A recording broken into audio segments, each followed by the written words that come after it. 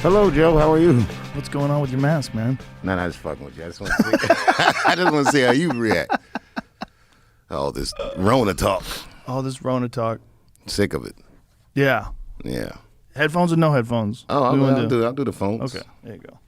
I just don't want to be the only one. No, it's all good. Here, I turn them up right here. Yeah. Check. Here we go. What's up, Fingers? He's over there typing. Every few minutes he goes like this. Let's go.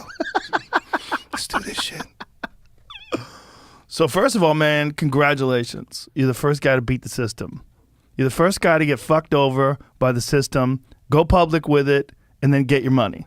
I've never heard it happen before. I don't think it's ever happened before. Bro, I still can't wrap my mind around it. But I do have to shout out Chris McCarthy over at CBS Viacom. That guy, you know, when we were working this out, his approach was someone who was actually trying to resolve something. Came through. It was amazing, man. It's amazing. It's a happy ending because usually those artist gripes, they never get resolved. Not to where the artist feels comfortable or happy with it. Right. They always feel bitter and angry. They got fucked over, and someone else is a producer, and they're making millions of dollars off of your work, and they continue to sell it, and make money off of it. And well, I could say with a high degree of honesty. Not to say I was never angry about it, but I don't think I was ever like bitter. I mean, by this point in my life, I wasn't bitter. You would joke about it.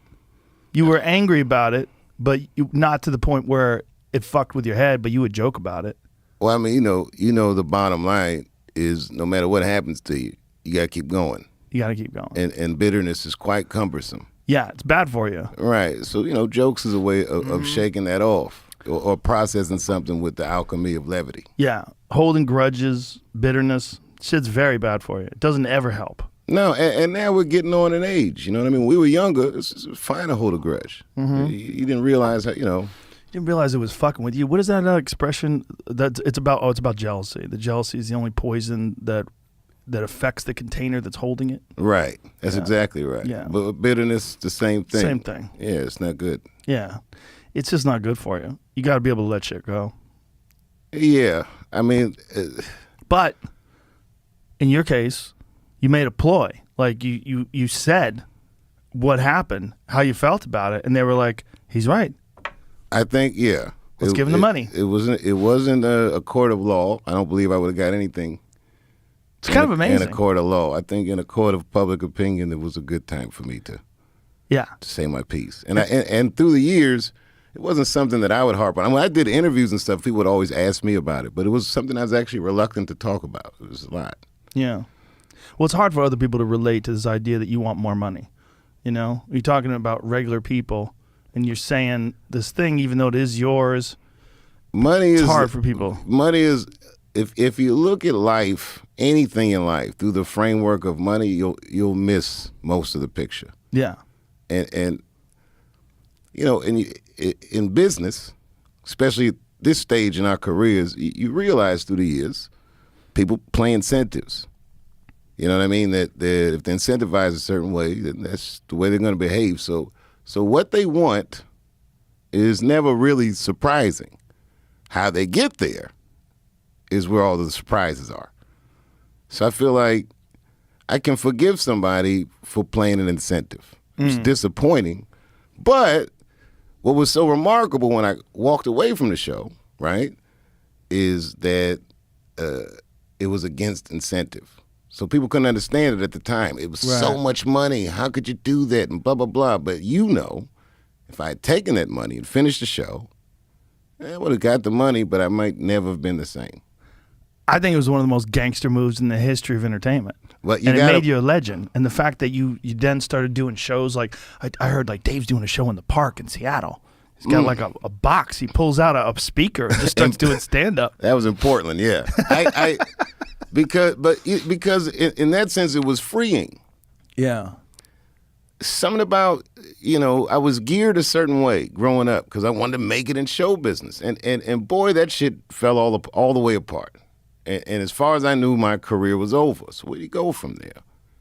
Yeah, but your career wasn't over. You just decided you were going to just sort of lay back for a while. In hindsight, yeah. But when it was happening... You really felt like it was over. I'd never seen these things before. I didn't see anyone else do this and get back up. I didn't see, and the drum beat is he's crazy, he smokes crack, he's this, he's that. Yeah. It was a wild experience. The way people close to you react to it, like I had failed or I'd ruined my life. And then when you're cold, that phone don't ring that often. Right. And then I had over a decade of sitting in that choice, but I didn't languish in just that experience. I started doing stand-up for much better reasons than making it. I still enjoyed it. I started seeing the places where I was performing.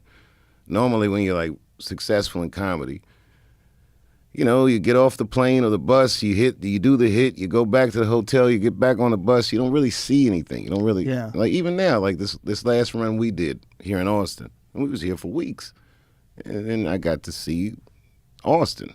I got to find restaurants I like. I met people that I probably called because I'm in town, stuff like that. And it was like that all over the world, not just the country. I started going around and just seeing the world. I got overwhelmed with this idea that none of my information was firsthand. I just read it in books or heard it from friends, and I was eager to just see something for myself. And I kind of entrenched this philosophy that my memories are some of the most valuable things that I have. These firsthand experiences. Can't take that away from if I reminisce on a nice day, then it feeds you. Remembering something is neurologically almost identical, I've read, to experiencing it. Yeah, I think there's a real value in having experiences where you do it on purpose. Like you go someplace to have experiences and think about having those experiences. Because most of the time, like like you were saying, if we do shows, you just kind of show up, you do the show, and then you go home. But if you like set aside some days to do things, like that's very valuable for your perspective, which is ultimately valuable for your act. It's valuable for everything because you're choosing to take in more information and data specifically to enhance your perspective on life. Right, you learn things. Yeah, you gain perspective, which is very valuable for a comedian and a person. And it's humbling and it's empowering at the same time. Yeah, because we know comics, like, that was a big theme during, like, the 90s, right? Where comics would all tell the same stories about being on the road. All the jokes were about airplane travel. Airline jokes. Hotel food and that kind of shit. And the maid, do not disturb, knocking on your door. Because that's what they related to, right? Right. The road warriors. Yeah, that was their life's perspective. And it kind of shows that interesting experiences are very valuable. But you don't think of them as valuable. You think of them as recreational. But they really are valuable. Right. And I call, any information is valuable. I call it expensive knowledge, right? It's like your buddy that's a war veteran or something. You don't want to know the shit he knows if you knew what he had to do to know these things. That's what they call expensive knowledge. I would not recommend quitting your show the way I did. Yeah. If you can avoid it. Yeah. But the way you did it was so cool. Because, you kind of drifted off. I promise I wasn't trying to be cool. It was a series of troubleshooting. It's just like, fuck it, man. Like, what are you going to do? You got whatever you go through, you gotta live. You gotta make a way and find your happiness. And I'm lucky. I'm in show business, which is a pretty it's a multi-dimensional career path. This thing could go a lot of ways. Yeah. Especially today. Oh my God. Yeah. So strange. Yeah, and another time would I have ever gotten that money? I don't think so. No, because there would have been no social media, no pressure. Right. No dropping specials on the gram, no no comment section, no moveon.org, no. And if you had gone to, say, like the Tonight Show and made a pitch like that, they probably wouldn't have even aired it. No, of course not. I had a gripe with someone that owned the 6 of the media. Yeah. What am I going to do, tell the media on them? It's never going to work. Right. They would definitely edit that part out. Be like, why is Dave's section only 4 minutes long? Yeah, edit it, spin it, whatever it is they do. But yeah. But again, all parties involved, I thought in repairing that situation, and I don't want to go all into what those conversations were like, other than to say And this is not like I'm just happy because they paid me. It was class act. It was like That's beautiful. it really was. It wasn't. It was very encouraging. That is very encouraging. I think that coming up behind us, these kids are going to be playing in a whole new ball game than we did. I hope so. I think there's more accountability now because of the internet, because of people's ability to express themselves is so much different than it used to be. So you can't just be some ruthless, evil executives fucking over the artists like they did during the, in the music business. And I mean, it's legendary. The music business is legendary for doing that. Man, look, first of all, we got to get into this music business thing in a second, but I was looking on the internet. It was a bunch of waitresses talking about what celebrities did or didn't tip them. Nobody can fuck up anymore. It's true. Yeah. Yeah, they got a whole website dedicated to bad tippers. Yeah. All of a sudden, breaking news, Ellen DeGeneres is a bitch. What? What? Who knows? By the way, I like Ellen a lot. I'm just saying. This is what we're faced with. Yeah. I don't know. Personalities get yelped. Yeah. But the thing is, like, if you talk to enough people, you're going to have disagreements with people. And if someone if they curate only those disagreements and only take it from the perspective of those people that you had problems with, they could paint you out to be a piece of shit. Even if you're a really nice person who just doesn't take any nonsense from people. If you talk to enough nonsense people, you're going to have enough conflicts. And if they only curate those conflicts and make like a compilation, like Dave talked to this guy and told him to eat shit. Well, that's why I usually don't do interviews. Because I feel like this is about fame in general. And then I see you go through similar shit. It's like they blow you up like a balloon and twisting all these wild shapes like a balloon animal. Yeah. It's once you're in that thing, they can control the perception of you. So why fuck with it? Gaslighting. Yeah. They gaslight people. And again, people play incentives. I'll give you an example. I'm not... Years ago, not that long ago, you remember when all those writings of Gandhi came out? They're like, all this really racist shit. Have you ever read this? I did, yeah. And you know the context of that. At the time he wrote those things, he was an attorney in South Africa. And South Africa had a racist legal system. And in order to be successful, you had to be a good racist. And he was just succeeding. I'm sure he wasn't writing all this nigga shit in India. I shouldn't have said that, but I forgot I was on. We're on the internet. It's fun. Didn't Gandhi? There's people that were upset at him because he slept with a bunch of girls too, right? Didn't they Me Too Gandhi? Yeah, I think he tempted himself by sleeping. I think that was the way he described it. Like he would sleep with young girls to tempt himself. Yeah, I think that was the. The evil Knievel of pussy. and now I will tempt myself. The fuck is this? I think I'm remembering that correct. That's what I tell my wife. I'm going to a titty bar to tempt myself. Yeah. He tortured himself. Tortured himself. He called it. Is that what he said? Torture. Yeah, let's get this right because I actually revere Gandhi. Fucking ad blockers. Sexual Torment of a Saint. A new book reveals Gandhi tortured himself with the young women who worshipped him and often shared his bed. Yeah. And so a lot Daily Mail, so this has got to be true. He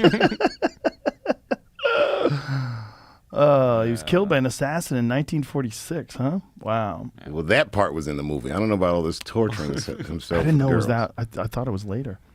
And then they just show a picture of him walking with some, we don't know. Yeah. I don't know. But go back to what it said there. Gandhi, a London-trained lawyer-turned-guru, was a ruthless cult leader who enslaved his followers with such bizarre sexual demands that it became difficult for many people to take him seriously, even during his own lifetime. What? That crazy book. Oh, it claims. Gandhi Naked Ambition claims that Gandhi. Someone wrote a book called Gandhi Naked Ambition. Yeah. Goes so far as to suggest that the draconian practices instituted by this iconic figure in the ashrams he founded prompted the perverted 20th century cults of Jim Jones and Jonestown.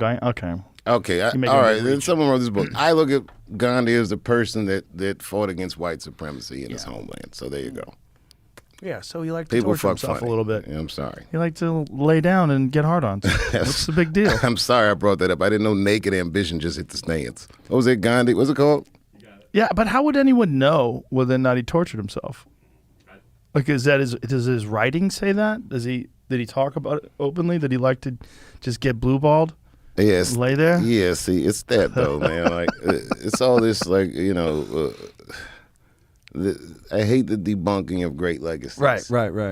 You know what I mean? Like, imagine how the whites might feel if they tear down a Civil War statue. This kind of thing to me is that.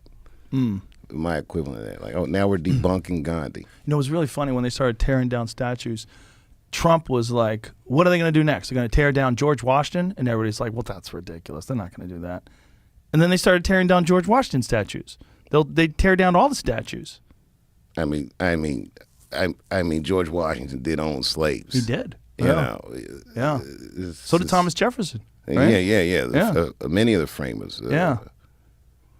But it's one of those things where you shouldn't revere what they did, but what a statue is supposed to represent is here's an image of some person who's historically significant and established in the country.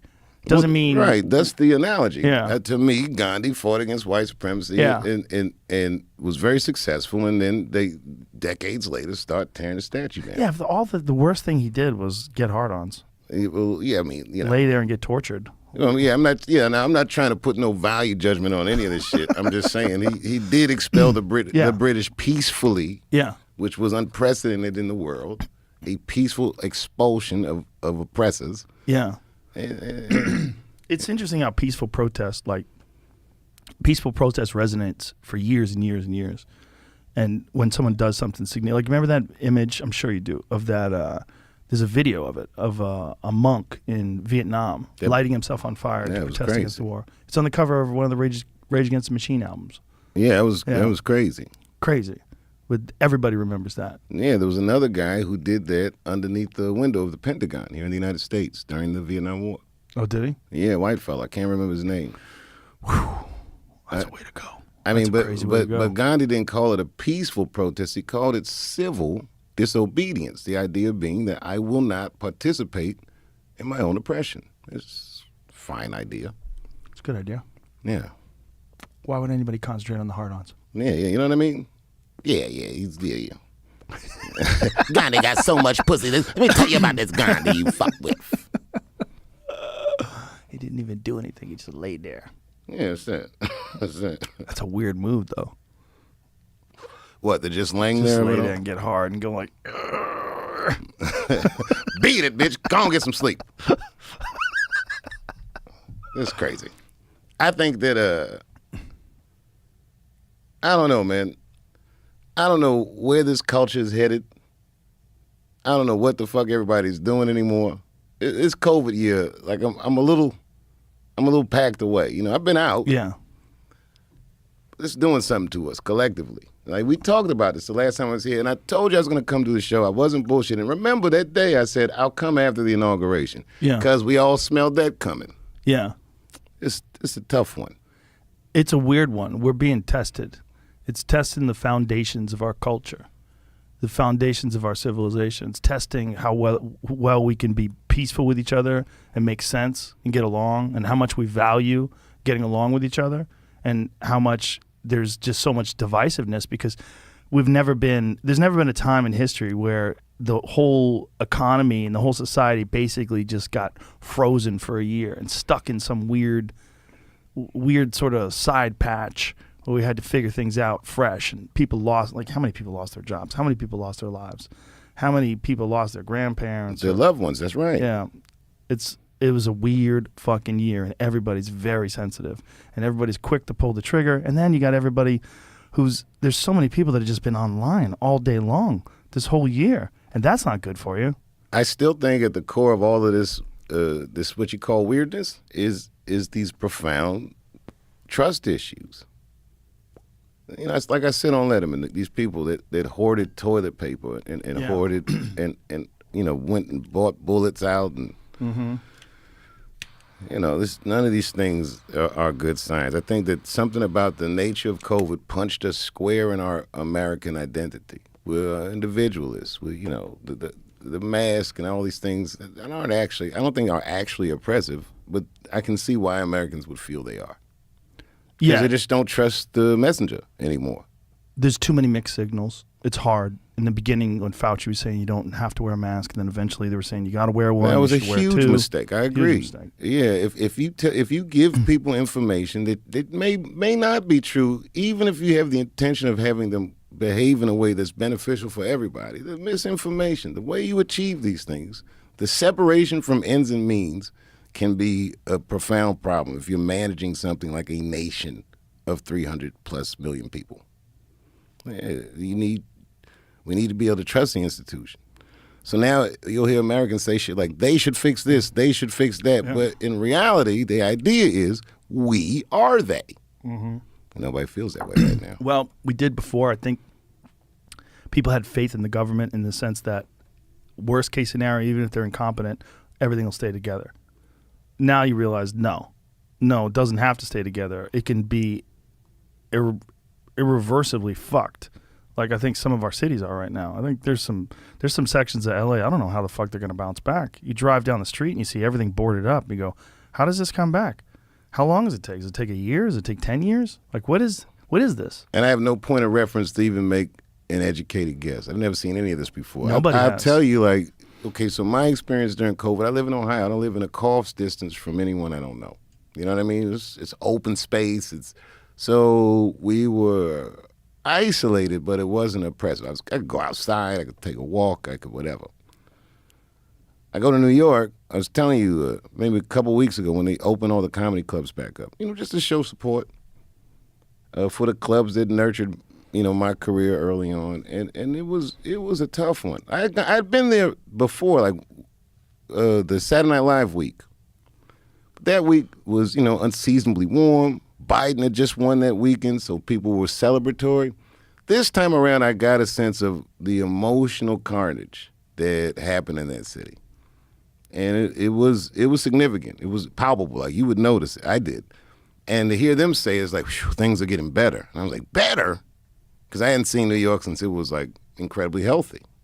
In a non-COVID time, I've heard a $2 trillion economy just in the 5 boroughs of New York. I don't know what's going on there now. Restaurants opening at limited capacity. It takes courage just to go to a coffee shop or this, that, or the other, especially with this problem of trust being in deficit. Yeah. It's a tough one. Well, it's also a lot of people are moving out. When people are moving out, you get the sense like it's an abandoned ship, like it's a sinking ship. And then people don't want to invest money in it. They don't know what to do. They're not sure if they should stay. They start looking at other states where things are open. Maybe we should just move. Maybe we should forget about this business and start fresh in Florida or move to Texas or whatever. Yeah, I can't imagine New York City not coming back from this. It'll come back. It just won't come back the same. It's going to be different. It's going to take a long time. You think anything will be the same after that? It'll take a minute, bro. It'll take a minute. It'll be a new normal, though. Well, even Austin, it's not the same. It's actually bigger. It's growing. This city grew, I'm sure. Grew. I'm sure a lot of people from the Bay moved here for the tech jobs. Yep. The weather's good. Yep. The restrictions aren't as oppressive. People are nicer, too. That's the big one for me. My feelings here are different. I feel I have less anxiety here. I feel like people are nicer. They're genuinely friendly. But do you think that people are nice, or do you think the circles you were rolling in California weren't as nice? No, it's just regular people that you meet. Like, there's a guy in my neighborhood. I look forward to waving to this guy every day. He's an old dude who works on his lawn. And this motherfucker will wave at everybody who drives by. He's there digging, and he sees a car, it's like... No, that's hilarious. And every day I see that guy, I get ready. I'm going to wave to my friend. I see him, I'm like, hey, waves at me, we make a little eye contact. It feels good. I never got that in California. Nobody ever stopped from digging in their lawn to look up and wave at you, at every car that passes by. This guy waves at every car. That's sweet. It's sweet. How old is this guy? Probably 70s, 80s. Okay. An older fella. If it was a guy my age, it'd be weird, though. What's happening? Nobody wants to see that shit. Yeah, that's a little odd. He's a little too friendly. Call the police. Yeah. 20-year-old kids doing laundry out there waving at everybody. Hilarious. Yeah, no, it's age appropriate. But it's just, there's friendly people out here, man. There's less of them. People value people when they're not a burden. When you get to, 20 million people or whatever the fuck LA is, people they lose their value. They become annoying. There's too many of them on the highway in front of you. There's too many of them around you. You know. Well, let me ask you this: what is the mechanics of your day like? Is your day mechanically the same as LA? Minus the comedy, obviously, it's COVID. But I would imagine you work out a few hours a day, no matter where you are. You do your show a few hours a day, if you're here or there. You kick it with your wife a few hours a day, and the kids. What else do you do here that you don't do there? It's just quieter. It just feels better. It feels better. It feels better. Like, I like the vibe of the city better. How so? It's like no one's trying to be famous here. There's a thing in Hollywood, even if you're not a person who's in show business, maybe you had an ambition and you abandoned it. Or maybe you think like now because of reality shows and because of social media, maybe you don't even have to be famous for your talent. You just have to be famous. Like look at the Kardashians and a lot of people that are famous just for being famous. Like there's a weird currency in having a lot of people know who you are. There's a social status to that exists in LA that is primary. That's it's above very true. all. It's above all. All right, well, let me say this. First of all, when I remember meeting you in the 90s, this thing never really seemed to affect you. You seemed serious about comedy. I had heard whispering that you did Kung Fu. You know, but you weren't like you were social with all the comedians, but you weren't like the hangout kind of guy. You always off doing your own thing. And even this podcast, even though it grew to be a big thing when it started, I don't even think you would start it with the intention, I'm going to blow this motherfucker up. You just did it. Yeah, there was never a thought of blowing it up. It was just silly. There's a video, it was a funny video that was in the Comedy Store documentary of Tom Segura leaving my house, talking about leaving my house and talking to Red Band, saying, what is he doing? Why does he do this? And he's Right. like, I don't know. He wants to do it all the time. He wants to do this stupid fucking podcast that no one's listening to. Yeah, it's dope. It's dope. I mean, but at that time, and even still, the way I remember LA, it's winner's circle. Yeah. And earlier in my career, like if you're doing well in LA, like now it's fun as fuck out there. You know, all the ropes open up, and oh, Mr. Chappelle, and they accommodate you expertly because they're so proficient with hospitality. Yeah. But if you're not doing good, they'll remind you just as quick. Yeah, it makes you feel bad. It makes you feel bad. I've seen people, the look on their face when you pass through the line and the security guard goes, oh, come on up here. And the other people that are waiting, they watch you walk through. They feel terrible. Oh, God, I hope not. Because I do it all the time. Nigga. I'm a rope crossing motherfucker. No more waiting for me. Yeah, but you know what I'm saying? Like for those people that are in that line, to be that person that gets called to the front of the line and the doors just open, they grab that velvet rope. Oh, Mr. Chappelle. Right, flagrant elitism. Yeah, they love it. They love it. And they wish it was them. Yeah. And they want to be hanging with you. Maybe if I'm hanging with Dave, I'll get through that rope. Yeah. Yeah. Yeah. So I'm with Dave. Oh, you're with Dave. Come on in. I told you the first time I met Denzel Washington, a guy did that to me. He came over my table like, Dave, I hate to bother you, but Denzel Washington's here. Would you like to meet him? I'm like, oh, my God, yeah. And he brings me over to the table. Wow. Denzel Washington is Dave Chappelle. I'm like, oh, my God. Denzel very gracious. And then the guy goes, and my name is, I'm like, oh, this motherfucker didn't know me. He used me. It is wild out there. That's hilarious. It's wild out there, man. Yeah, it is wild. There's social climbers in LA that it's an art form. They're skilled. They know how to do it. I think I moved to Ohio initially to be free of these feelings you described. Yeah. This idea that, I started so young that I didn't know how to untether the rest of my life from those interests. And geography was the quickest life hack. I love the way you talk about Ohio. I really do. I've always loved it. I love you do a lot of things that I think are awesome. Man, thanks, bro. It's just, you've always been a kind person, despite all of your success, all the accolades, all the love that you get. You've never let it turn you into someone who felt like you were better than other people. Like I've seen you, the way you interact with the door people at the store. That to me is everything. Right. How do you treat the door staff? How do you treat the bartender? Are you friendly with all those folks? And if you're not, man, you're kind of missing the whole point. Like you can make someone's day just by being cool. That's what always makes me laugh about Punky. Yes. The last time I saw her, she was a barback. Now she's on SNL. And the next time I saw her, she was rehearsing at SNL. It made me feel real good for her. She's amazing. And I thought of all the comedians that might treat the barbacks like shit. They're like, you better be careful. Yeah, right? Security. Idris Elba, the famous actor, used to be a security guard. Really? Caroline's. Yeah. You asked me. I used to buy weed from him. You know, you used to buy weed from Idris Elba? Yeah. I don't know if I should talk about it. But Yeah, you can talk about it. I did. It's legal now in New York. Yeah. You know, he had a kickboxing fight. He's a legitimate Muay Thai fighter. I heard he's nice with it. Oh, yeah, he's good. And he fought a good guy. Like, it wasn't a bullshit fight. It was a fight. It wasn't like he went out there and just knocked this guy out with one punch. They He had were a scrapping. fight. Oh, yeah, it's a good fight. And he trained for a long time.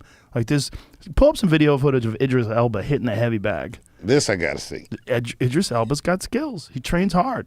And I think he did it for a television show. So I think they documented his training. And he trained for quite a long time. And, you know, Muay Thai is, that's a fucking brutal way to fight. Kicking legs and is that the shit that they do in Thailand? Look at him. Yeah, that's the shit they do in Thailand. I went to the Muay Thai fights in Thailand. Oh, look at that. Yeah, he's getting after it. So he would train at this like legit Muay Thai gym, and you watch him. I mean, if I saw him about to fight in the UFC, I'd go, fucking not a good move. Look at he got dropped there. Like he's training. He's doing real. I mean, he's getting his legs kicked, the whole deal. And you could tell that this is, they're not cutting any corners. He's doing the hard work, the real hard work. Man, I came across. So here's his fight. So he had a fucking real fight. shot. Oh, it's a real fight, man. A real Muay Thai fight. I mean, they were getting after it. Does it show in the fight? Oh, so there's a whole documentary on it. If you think about most actors, too, I don't know if they got this kind of grit. No. Or humility to possibly get their ass whooped in front of everybody. That's the thing. I mean, every human being can get knocked the fuck out, right? We saw that with Jorge Masvidal. Jorge Masvidal, when he got knocked out by Usman, he had an iron chin his whole fucking career. He'd only been like dropped a couple of times, and he was fine every time. Like dropped by big guys like Darren Till dropped him, but I mean, he's one of the best strikers in the sport. And then when Usman flatlined him, everybody's like, oh shit. Everybody can get knocked out. The human brain, the human body, the way your face is constructed, it's just not designed to get punched. So look at this right here. That could have easily killed him. That would have dropped me. Yeah, a good shot. I mean, he's got good defense though. He fought well. He did everything well. I could beat any fighter alive at the press conference. but that shit, forget it. Yeah, it is a real fight. They're showing it in slow motion. It was, it's hard. Fighting's hard. It's hard not to look sloppy. It's hard to look to get to a point where you're looking like, an Andre Berto or Floyd Mayweather, it takes a long fucking time to develop that kind of timing and poise and movement. A lifetime. Yeah, forever. So what he did though is it shows character that he took that chance. That's a rare person. When my kid was young, my youngest son, he got really into boxing. I used to take him down to Wild Card in Hollywood when we were in L.A. And he trained with Justin Juco and shit like that. Really? Juco was a great trainer because he'd make everything fun for my son. And my son got really into it. And one day, he was young. He's like, I want to spar somebody. And so they put him in the ring with this top amateur contender. Little guy, but, he was nice with it. And my son, in his little child talk, was like, I'm going to fuck this guy up. I'm like, no, you're not. They got in there, and, he did all right. But the gym got real amped. And I remember one of the fighters came over to me and was like, this thing your son has, you can't train that. You're either this way or you're not. Like he liked it. Tenacity he had. So I always thought about that. You can't train that. You're either this way or you're not. Well, some people, they can get better at it. You can get better at tenacity. You can get better at mental strength. It's not totally innate. Like some people are just born with it though. Some people are ferocious from the jump. Where did you fall in that spectrum? I don't remember because it was so long ago. But I always had unusual power because I have a weird frame, like I have very large hands for my body and I have wide shoulders and I can generate a lot of force. And so the problem with that is I would load up and it took me a long time. What do you mean load up? I'm I sorry. would try to knock people out all the time. That was all. hilarious. Like this is I can't most imagine. Taekwondo tournaments. Like a lot of most of the fights are won by points. They're won by decision. I won most of my fights by knockout. A lot of them by knockout. I mean, maybe not most of them, but I was always trying to knock someone unconscious. What does it feel like to knock somebody out? Is it satisfying? Did it scare you at all? It's shocking, and it doesn't feel good. It never feels like great. I would pretend it felt great. I'd be like, yeah, but meanwhile I was like, what the fuck? Right. Part of me would be like, what the fuck? It's always felt weird. There was one time that I never recovered from when I was 19 years old. I fought in Anaheim, California. Flew out here to fight in the Nationals. Won my first fight. Then I won my second fight. I was fighting this kid, and I was there with just me and my friend Junksick. He was coaching me. He was cornering me. And this guy, they had their whole team with them, and there's all these people in the stands that were, I remember saying, come on, Johnny, get him, Johnny, get him, Johnny. And I knew this dude was just a little slow. And he was doing some things, and I was seeing some openings, and I hit him harder than I've ever hit anybody in my life. I hit him with a wheel kick, I hit him so hard, I was limping for a couple days afterwards because my heel hurt from hitting his head. And I flatlined him. He face planted, he started snoring, and he never got up. They carried him off in a stretcher. He was unconscious for half an hour. And they eventually carried him off, put him in a stretcher, brought him to the hospital. But he literally never stood up and walked around. And that's scary. it scared the shit out of me. And And, then I and went you back. like the dude. I didn't know the dude. He was from Chicago. I was from Boston, and we just met in California. That's what's weird about boxers. Like beating somebody up that you're not angry at Right. is a wild thing to think about. It is wild. Yeah. They do it all the time. You know, a lot of MMA fighters, they're good friends up until, a lot of them train together, and then they go and they fight. But I went back to my instructor, and my instructor was a hard man. This Korean dude who had been taught by General Chae Young-yi, who's the original founder of Taekwondo, who used to train troops in Vietnam. I mean, this guy was hard. And when I went back and told Mr. Kim, I said, we were talking about the tournament. He goes, I heard you had a really good knockout. And I said, it was very scary. I go, made me nervous. I go, because he never got up. I mean, I thought he was dead. And he goes, sometimes they die. Wow. And then he walked away. Wow. And then I was like, oh shit, they is me. Yo, like- how old were you then? 19. Jeez.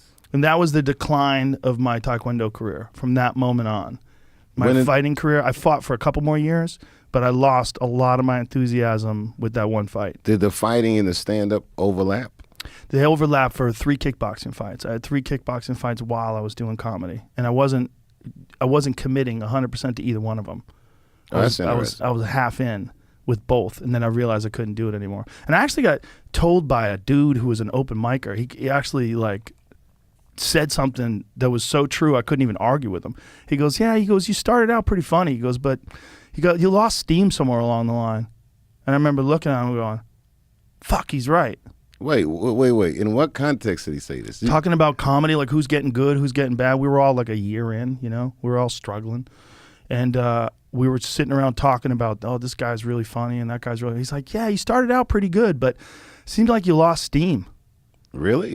He wasn't even being mean to me. He was just being honest. What was he seeing? I just wasn't as into it because I was still fighting. I was still doing both things. And I was still teaching. I was still teaching at Boston University. I taught a course. So you started stand-up in Boston. Yeah. That's a weird circuit. It was a good circuit. It's a great circuit. It's an anomaly. It was a good place because it was they have no tolerance for bullshit. Like there's no dilly-dallying up there. They want punchline, set up punchline, bang, bang, bang. They want entertainment. That Let's go. Don Gavin Don't shit. be late. Yeah. Don Gavin, Lenny Sweeney. Clark, Steve Sweeney. Yeah, man. I remember when I was a kid, I used to catch train up to Boston and work out with these cats. Yeah. And it was the first circuit I'd ever seen guys making like 6 figures and never leaving their city. It trapped them. They would go to bars and shit, and you'd think they played for the Celtics or something. Like the Yeah. town embraced the local comedians. Like they were stars Oh yeah. in Boston. Oh yeah. Like nothing else. There's no other comparison to any other city that's like that. What was the guy you used to drink all the time? Teddy Bergeron. Oh, yeah. You remember him? Oh, yeah. Well, when he was in it, he was a beast. Teddy Bergeron had one Tonight Show set that was so fucking brilliant.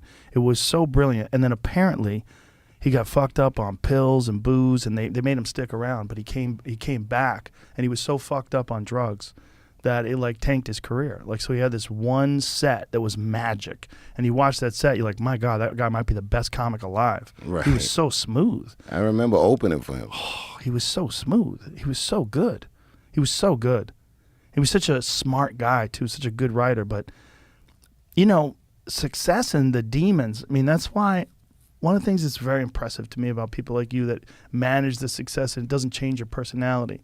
You whatever anxiety comes out of all the pressure and all the people paying attention to what you're doing, you roll with it and you handle it. But some people don't. You know, it's that scrutiny, being that the object of attention, is crippling for some people. I think early in my career, I didn't know how to handle that. Yeah. You know what I mean? I was a kid. It was immature.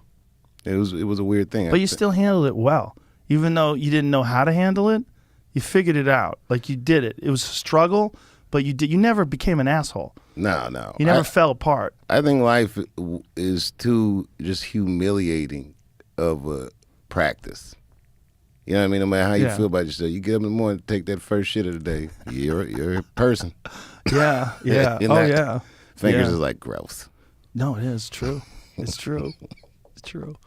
Yeah, I mean, the more things that I do that are humiliating or humbling's probably a better word. The more things I do that are humbling, the better it is for me. Well, the thing I like about your comedy origin story, like I was fighting, I was teaching, he said, and I was doing stand-up, and I didn't commit to all of them. But now, that sounds like the recipe for everything you do.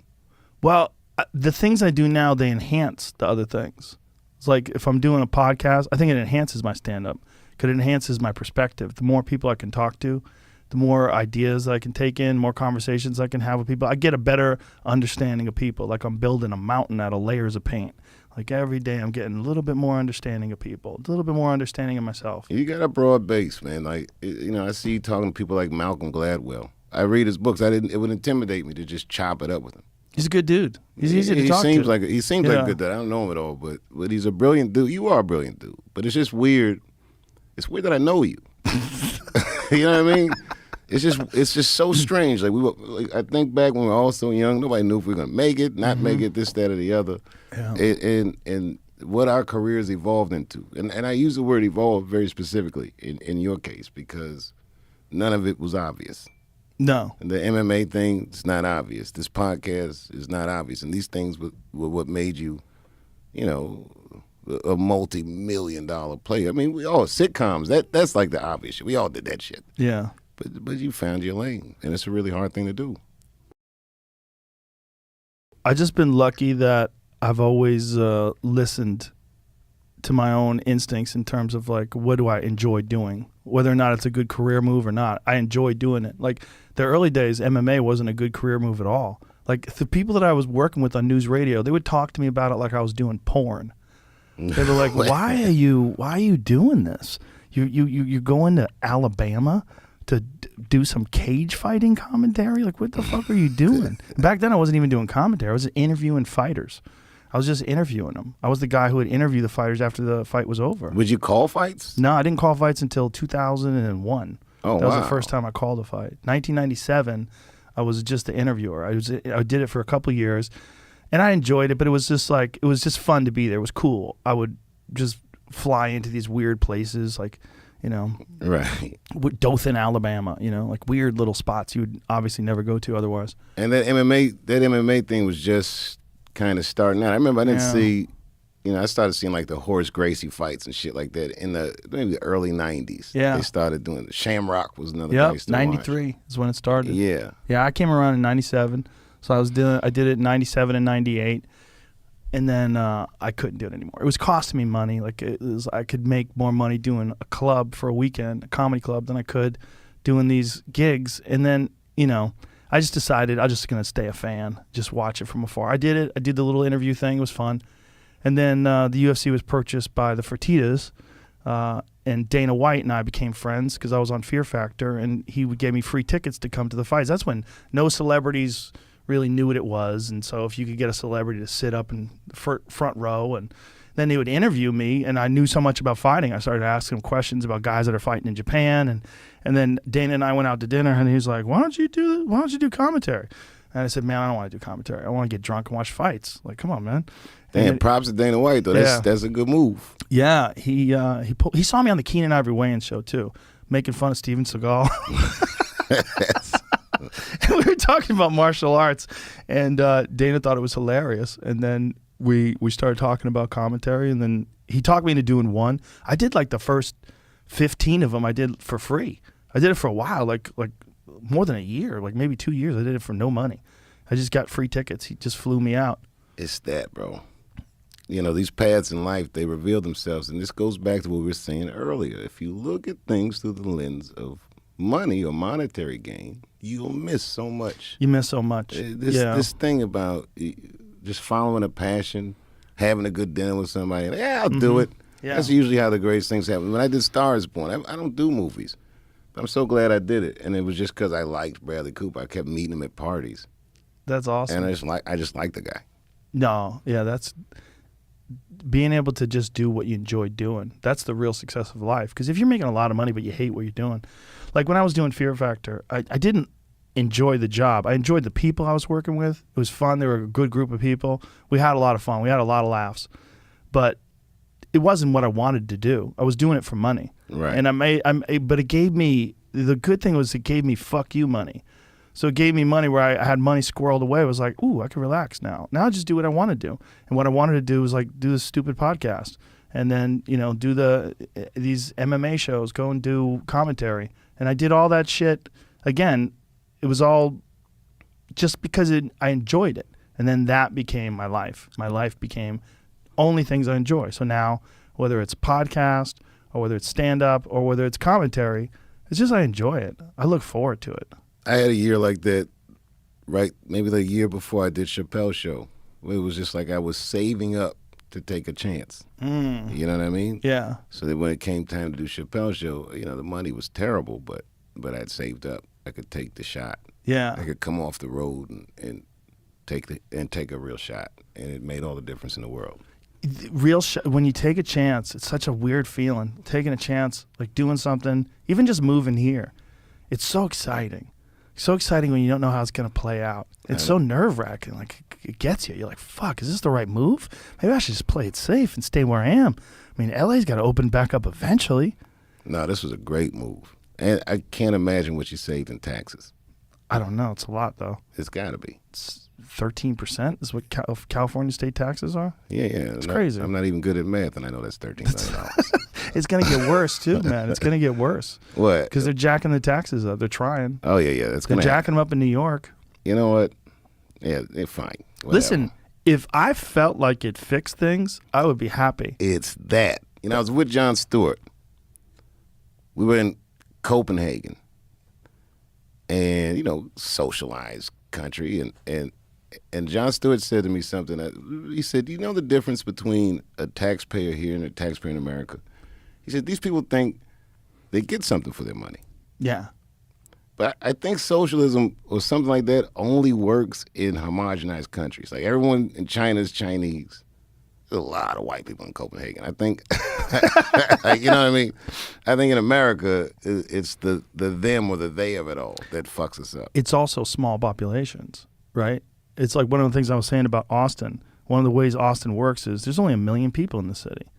And then there's another million on the outskirts. That's not a lot of people. That's not a lot of people, no. That's not a lot of people. It's one of the reasons why it works. It's like people are valuable. They're not a problem. Even when you're in traffic, it's like 5 minutes. Like, oh my God, so much traffic. Take you extra 5 minutes. Right. It's nothing.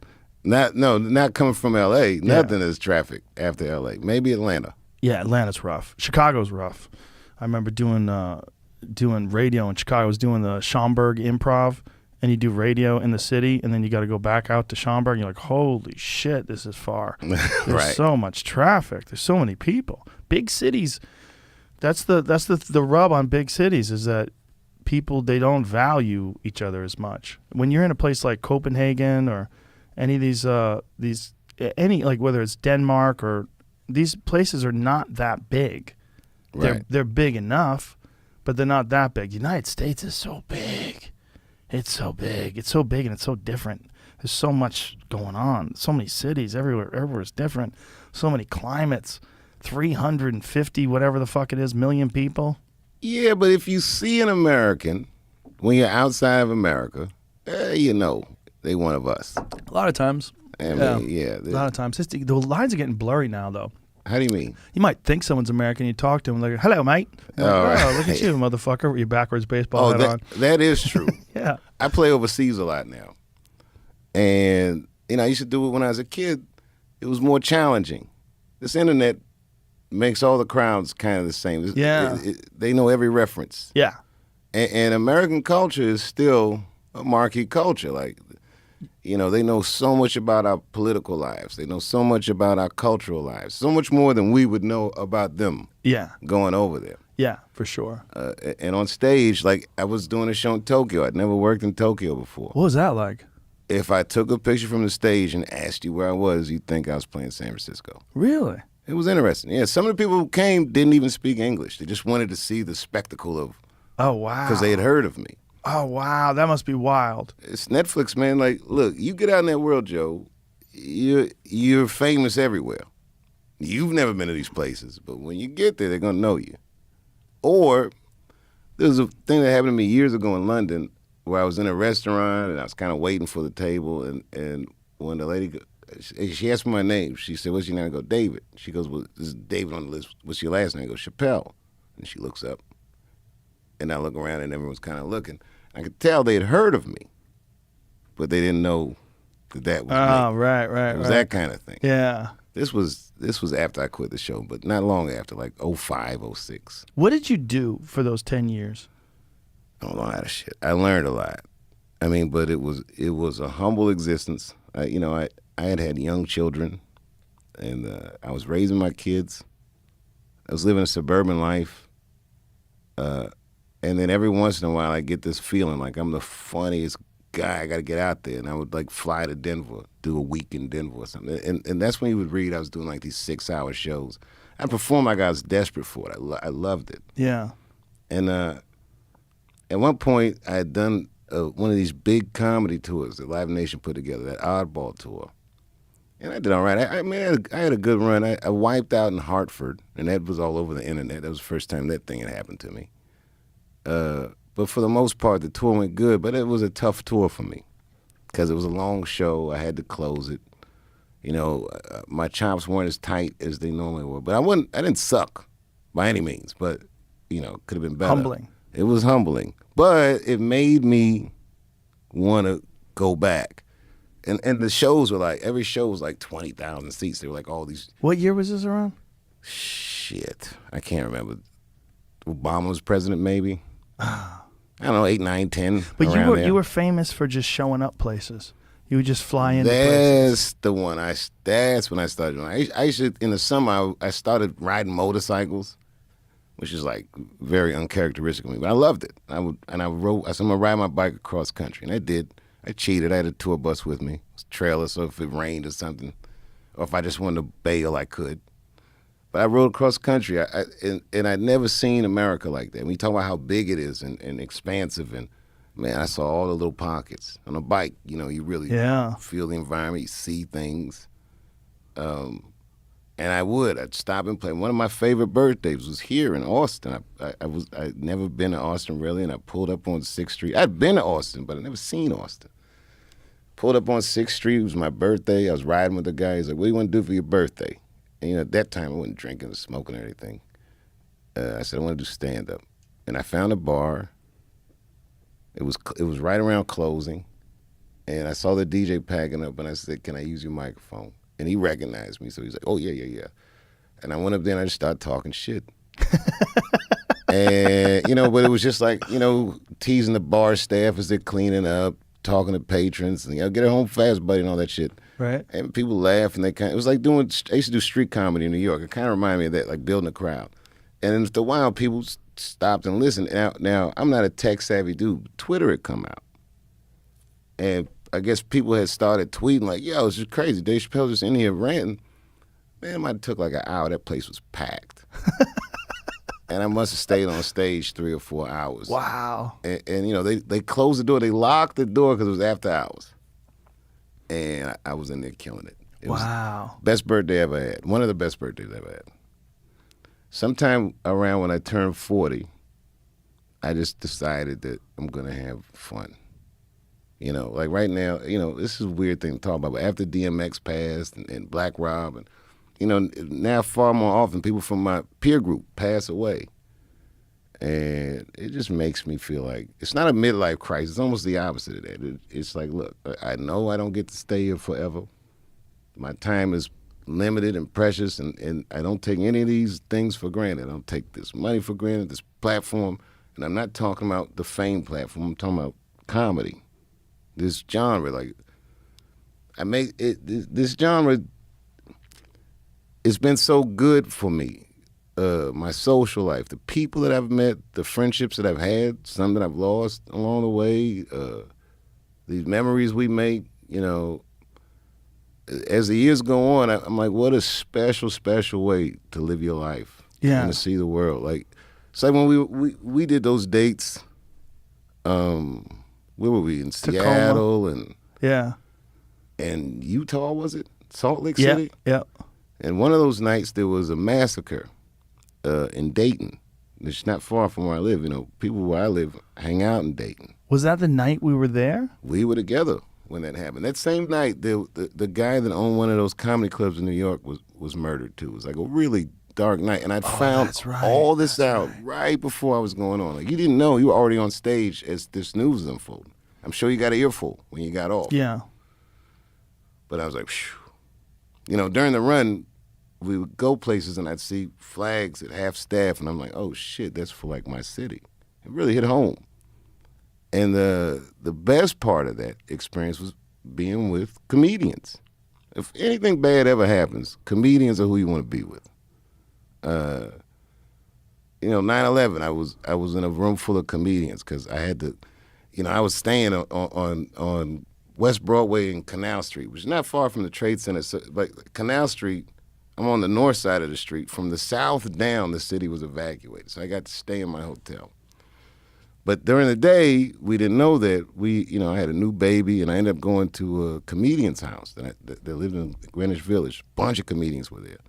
As bad as that day was, that was the room to be in. It's something that these guys and girls have always inspired courage in me and levity in me. There's some subtext of comedy that everything's going to be okay. I spent the day with Joey Diaz and Ralphie May. Oh, wow. And Yeah. 9/11? Yeah. Yeah, like, who else would you have rather been with? When you think back of the tragedy, I bet you can think of 4 or 5 things you laughed at Yeah. that day. Not about the tragedy, but we just laughed. We were high as fuck, and we were just freaking out about the fact there's no planes. Like, look at this guy, there's no planes. There's no planes. It's that. Comedians, Yeah. you know, it's funny that this genre is under attack because to me, this is the everything's going to be okay genre. It's under attack because people have this ability to complain about things now, and then people pile on. It's a new thing, and they realize it's very useful. It's a good weapon, and if you choose targets, you could take targets out. You can go after them, and so it becomes a hobby. It becomes a hobby. Like if you see a window and you got a rock, you feel like throwing that rock. And so a lot of times these targets aren't justified, but you can find a justification. You could say, oh, they put these words together in this order, and if you look at it in quotes written down on paper, you go, oh, well, this is ableist, or this is this, or this is that. This is something we can attack. Let's attack. This is transphobic. This is homophobic. Attack. And it's a recreation. It's recreational outrage. It is exactly. You know, the last time I came on your show when Donnell was here, and I fucked up. I looked at the comments section. I'll never do that shit again. I'll never do that shit. First comment is somebody said, Dave looks like he stinks. Word. Like, word. Like, what did I do? What did I do to you, bud? When RZA was on with Donnell, that was the first thing I said to Donnell after the show. I go, hey, man, that was fun. Don't read the comments. Yeah. Don't read the comments. No, don't. And Donnell just dove right into that comments, and he was on a deep spiral of mental illness for several days. Yeah, he said, man, I kept saying I interrupt, son. Yeah, yeah, I heard all about it. We was on tour after that. He's traumatized. He got shook. I told him, stay out of there. Don't read that shit. You're the same person. You don't want to be affected by those people. No, you don't. No, because they just want to bring you down to their level. They're miserable. But whoever wrote that comment that said Dave looks like he stinks is probably going to watch this and be like, nailed it. So congratulations, motherfucker. And I can't wait to read your comment about me commenting on your comment. You're in the big time, bitch. Your mother stinks. Comment on that, too. Yeah, it's a weird thing, comments. Comments are a weird thing.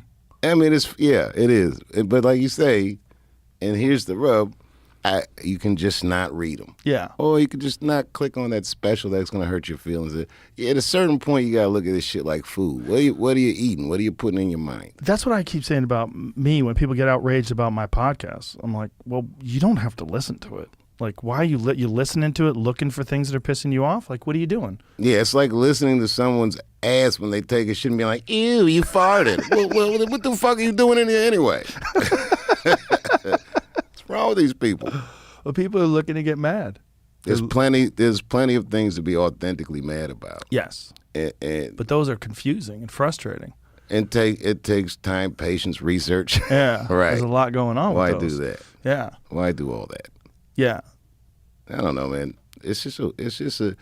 I'm optimistic about the future, but I think because I've never seen these things before, I can't quite call where it's going. It's a challenging time, but human beings have always done better than the previous generation. Every single generation, if you follow like Steven Pinker's work, from the beginning of time, from recorded history to now, it's the safest time to be alive ever. And it's a very clear trend.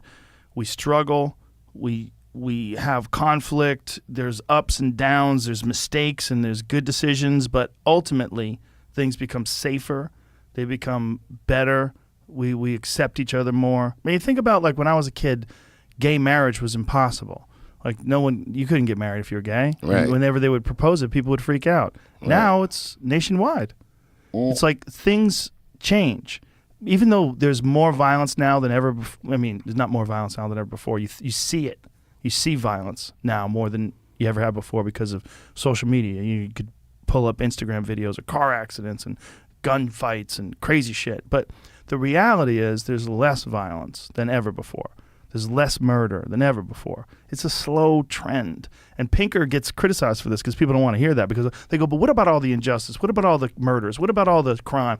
There is all that shit. There is rape. All that stuff is real. But it's way less than ever before in history.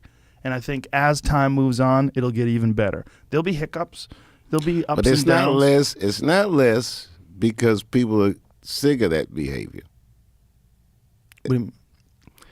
It's not like these things happen less often because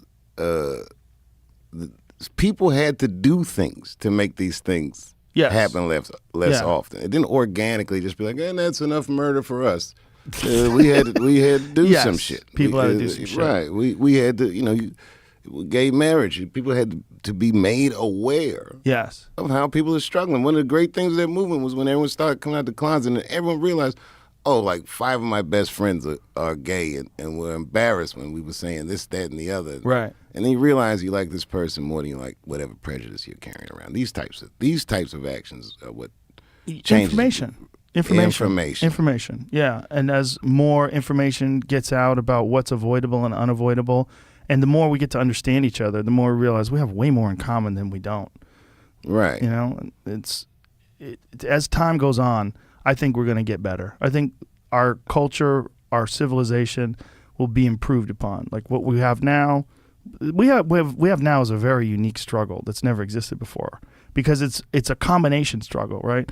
It's a virus, a disease, it's fear, it's anxiety, and then economic depression, all thrown in together. And it scares the fuck out of people because they're powerless. Because all of a sudden the government comes along and says you can't work or your business is not essential. Imagine being told you don't have an essential business. I was. Well, comedians are, we're in a not way. essential.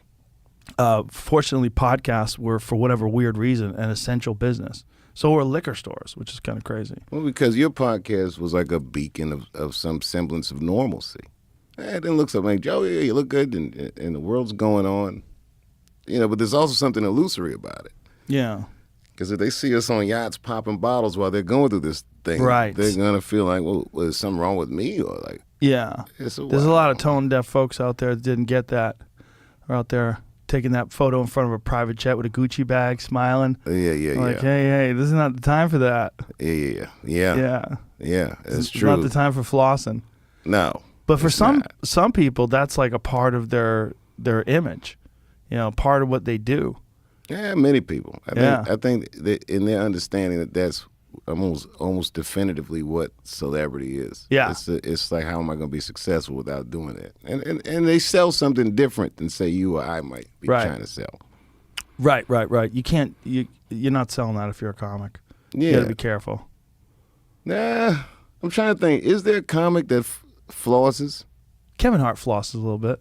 Never bothered me, though. No, he's a happy. Well, first of all, who the fuck works harder than that guy? Nobody. Not me. Fuck that.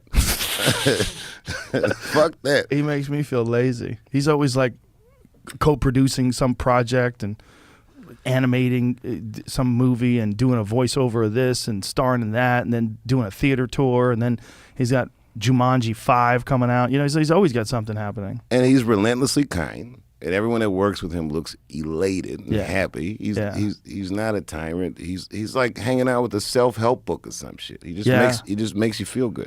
Yeah, he's a powerful guy. It's impossible not to like him. Yeah. And in fact, in my mind, he's a great case scenario that a good person can do well in life. Because there are some cynics that believe that they can't. I don't know about any crime behind that fortune. He's just a good dude. No, he's just a good dude. You can be a good person and make it. It's just the problem is like making it is usually connected to ambition, which is usually connected to aggression. It's usually connected to someone who's like really fiercely trying to succeed, and a lot of that is usually in a lot of people's eyes that's at any cost.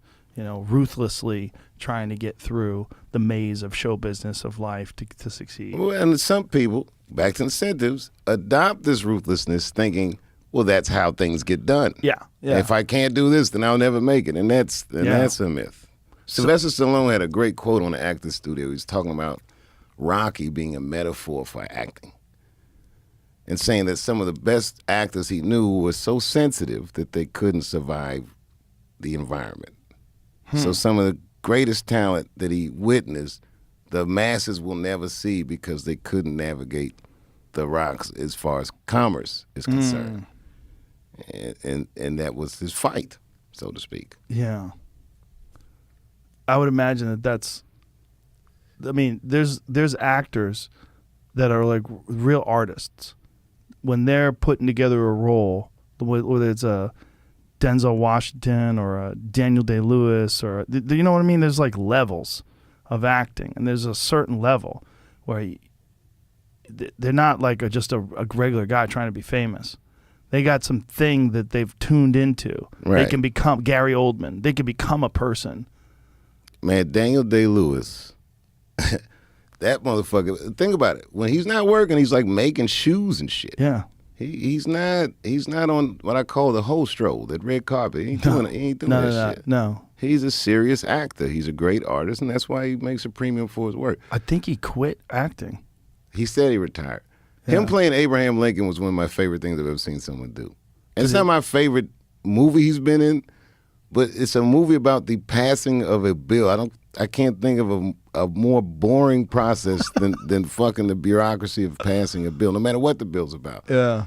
But man, something about that performance made me excited about like art itself. For me, it's There Will Be Blood. Yeah, it's the fucking greatest movie ever. There Will Be Blood is the one. That character, it was so many things. He was a murderer. He was evil. He was kind. He was ambitious. He was a victim of circumstance, a victim of his environment, and also, kind of a tyrant. Yeah, like I picture myself as an actor reading that script and just being like, I don't get it. Let alone untangling an emotional life for this guy and a rationale for behaving this way. Yeah. Man, this guy nailed it. Yeah, he nailed it. But that's what when people think of the worst aspects of ambition. They think of that kind of person, that character that he portrayed. The worst aspects of it, the dehumanizing aspects of ambition. Yeah, jeez. Some dark shit. Yeah, dark shit. I drink your milkshake. And beats a guy to death with a bowling pin, and I'm finished. Yeah. No spoiler alert. My bad, everybody. Yeah. Fucking heavy. Great, though. Yeah. Brilliant. You know, it's kind of like one of the things I did after I left the shows, I got into boxing. I don't know. I used to just go to the fights. And part of it was because that era was like Manny Pacquiao was fighting, Mayweather was fighting, Marquez was fighting. All these guys were great fighters. And I got this notion that anytime I can be a witness to greatness, I should see it. Yes. And it's like the fast food of greatness. A Floyd fight, you know that's going to be it's going to be good. A Pacquiao fight, you know it's going to be. I was there when he got knocked out, like these moments. Oh, you were there when Marquez knocked him out? Boy, was I. Woo! With my Filipino mother-in-law. She sang the national anthem and everything. I was like, sorry.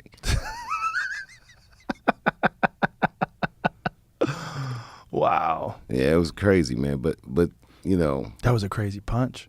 That was. Now, who do you have on Saturday? We got Canelo and Billy Ray Saunders? Yeah.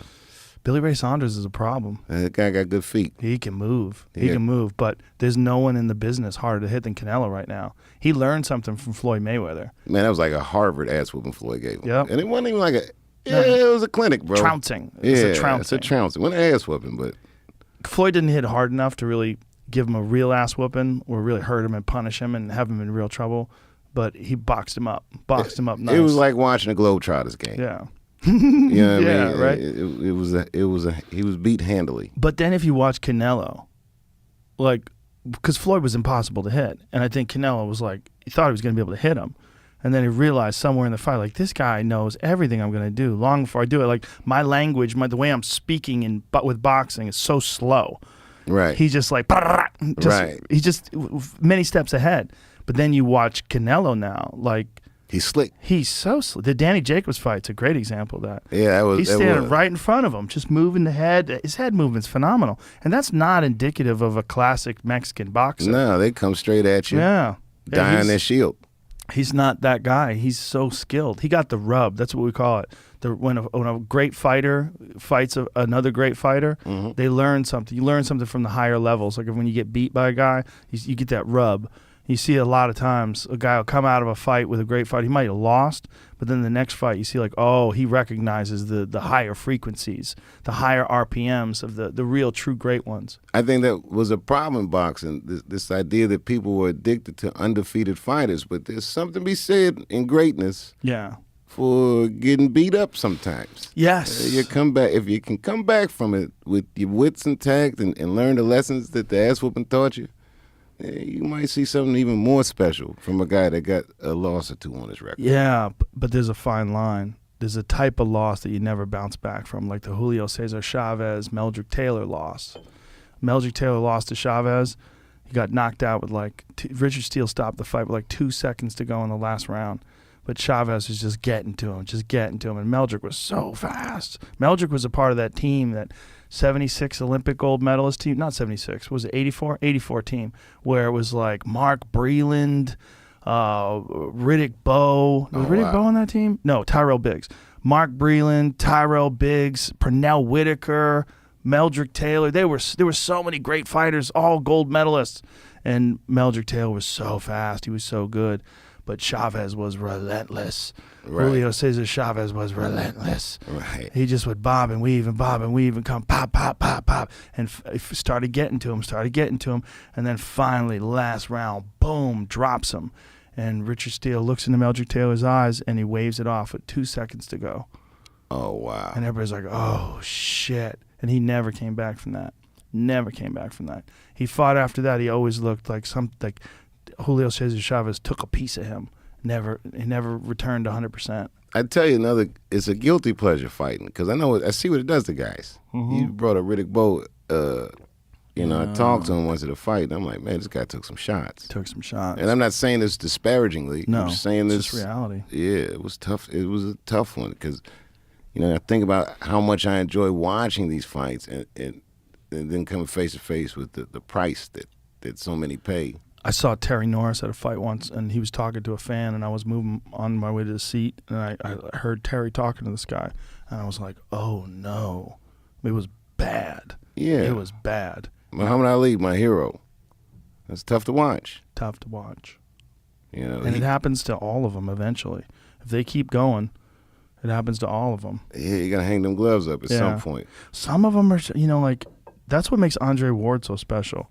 Andre Ward wins a gold medal in the Olympics, wins 2 world championships in 2 different weight classes, retires undefeated.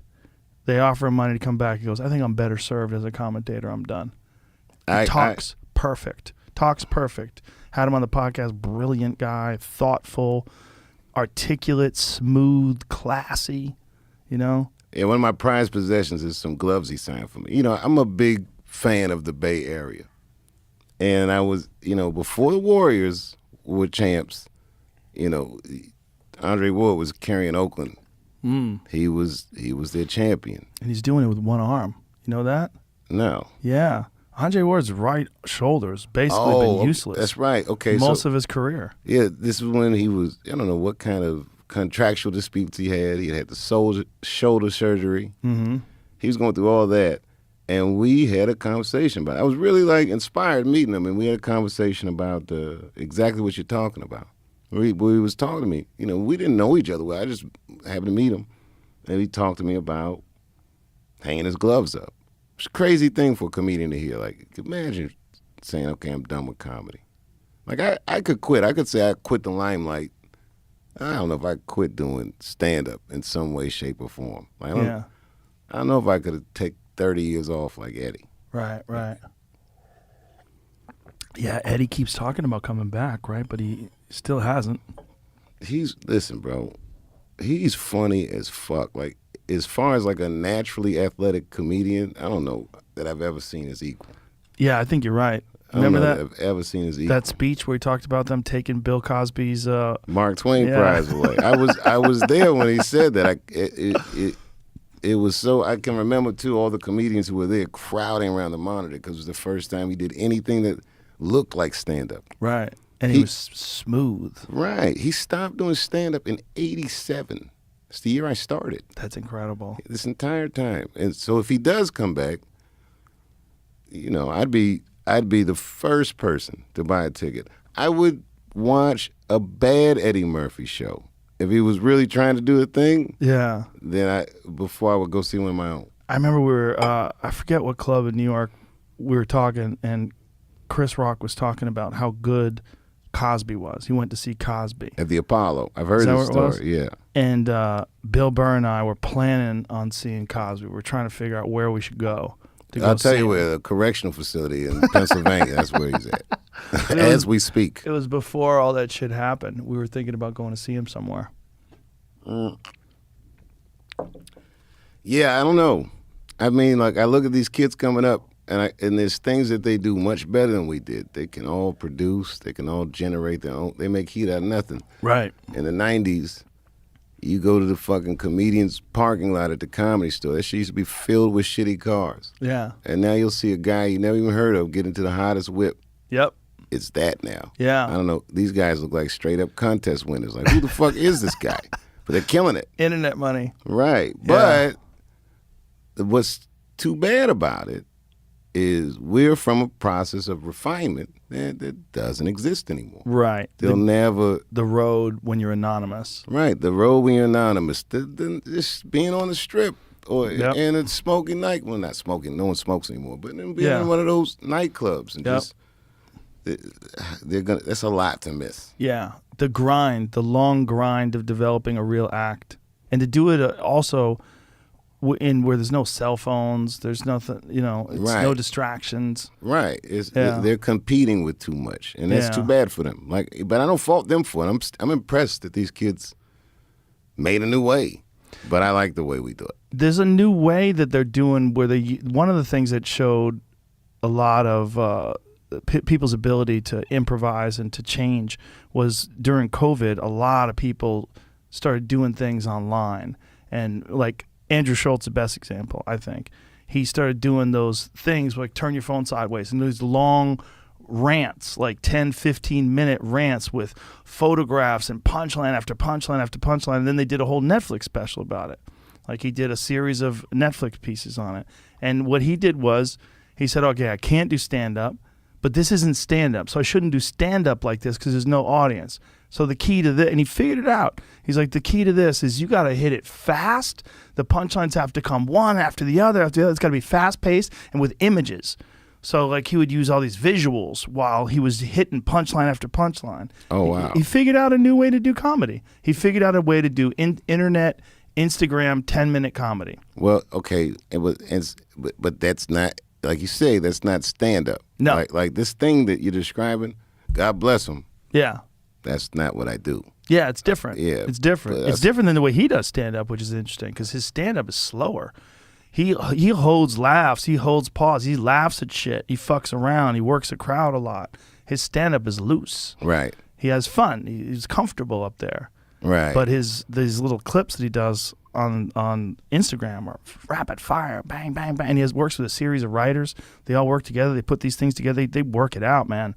By the time it's done, I mean, it is a polished machine. But he used that time and innovated. You know, and that's clever. Yeah. I don't think it's not. I'm not interested in it because no disrespect to him. I like happening in real life. Yeah. Like even during COVID, the fact that we found a way to get in front of audiences again meant the world to me. That's what I do. Yeah. It's a different thing. Yeah. I mean, I could throw a slideshow and the shit if I want to, but that crowd's not there. What's the fucking point for me? I know what you mean, but for him, he's coming up still. You know, you'd already made it. Well, you no, just wanted yeah, to get back in there. Yeah, and it's a whole different ball of wax. That's what I'm saying. Like that thing that evolution he was able to make. I'm like the old guy who has that hot outfit from the 70s. Go fashion, go on without me. I look fine. I'm that. I'm good with what I do. Those shows we did at Stubbed felt real special. It might not ever be that special again because it was hard. It was hard to do, and it was weird, and it was the fact that you could do a show in a pandemic, like a real legitimate pandemic. And what it did for the people who were able to come. Yeah. And for the comedians who were able to participate. We all felt better. We felt a lot better. We had some wild fun. Yeah. Wild fun. Life might be okay. Everyone, just to laugh around other people. Yep. During a shit show of a circumstance. It was great. It was great. I wish that we could have done a more diverse array of shows, but we were locked into the circumstance we were locked in. Yeah. We tested everybody like everyone who bought a ticket got a COVID test, free mask, and as a comedian, it was a new experience. Being in a room full of people or whatever that venue was full of people that just realized that they don't have the dreaded coronavirus. Right. And they're at a show and the music's playing and comedians they recognize come on the stage. It was like pure joy in there. Didn't matter what we said. At a certain point, we were all happy to be there. Comedians didn't take it for granted. Like, you do a million sets, you start thinking it's just another night at the office. But every night at the office could have been the last night at the office. Yeah, that was the thing about it too. It's like you're never gonna have another day like that, or another series of nights like that where there's the first real pandemic of our lifetime, where things are shut down, but yet we do have this weird opportunity to do shows. So they felt electric. They really did. They felt electric. Those shows that we did will remain etched in my mind. Forever. Like that was special. The fact that and also, man, I'm not no gas or nothing, but the fact that you're as successful as you are, all these things, you're wildly famous. You're also very unaffected, but you got nervous before your first set. I respected that. I said, okay, see, this guy makes all this money, still cares. It's that.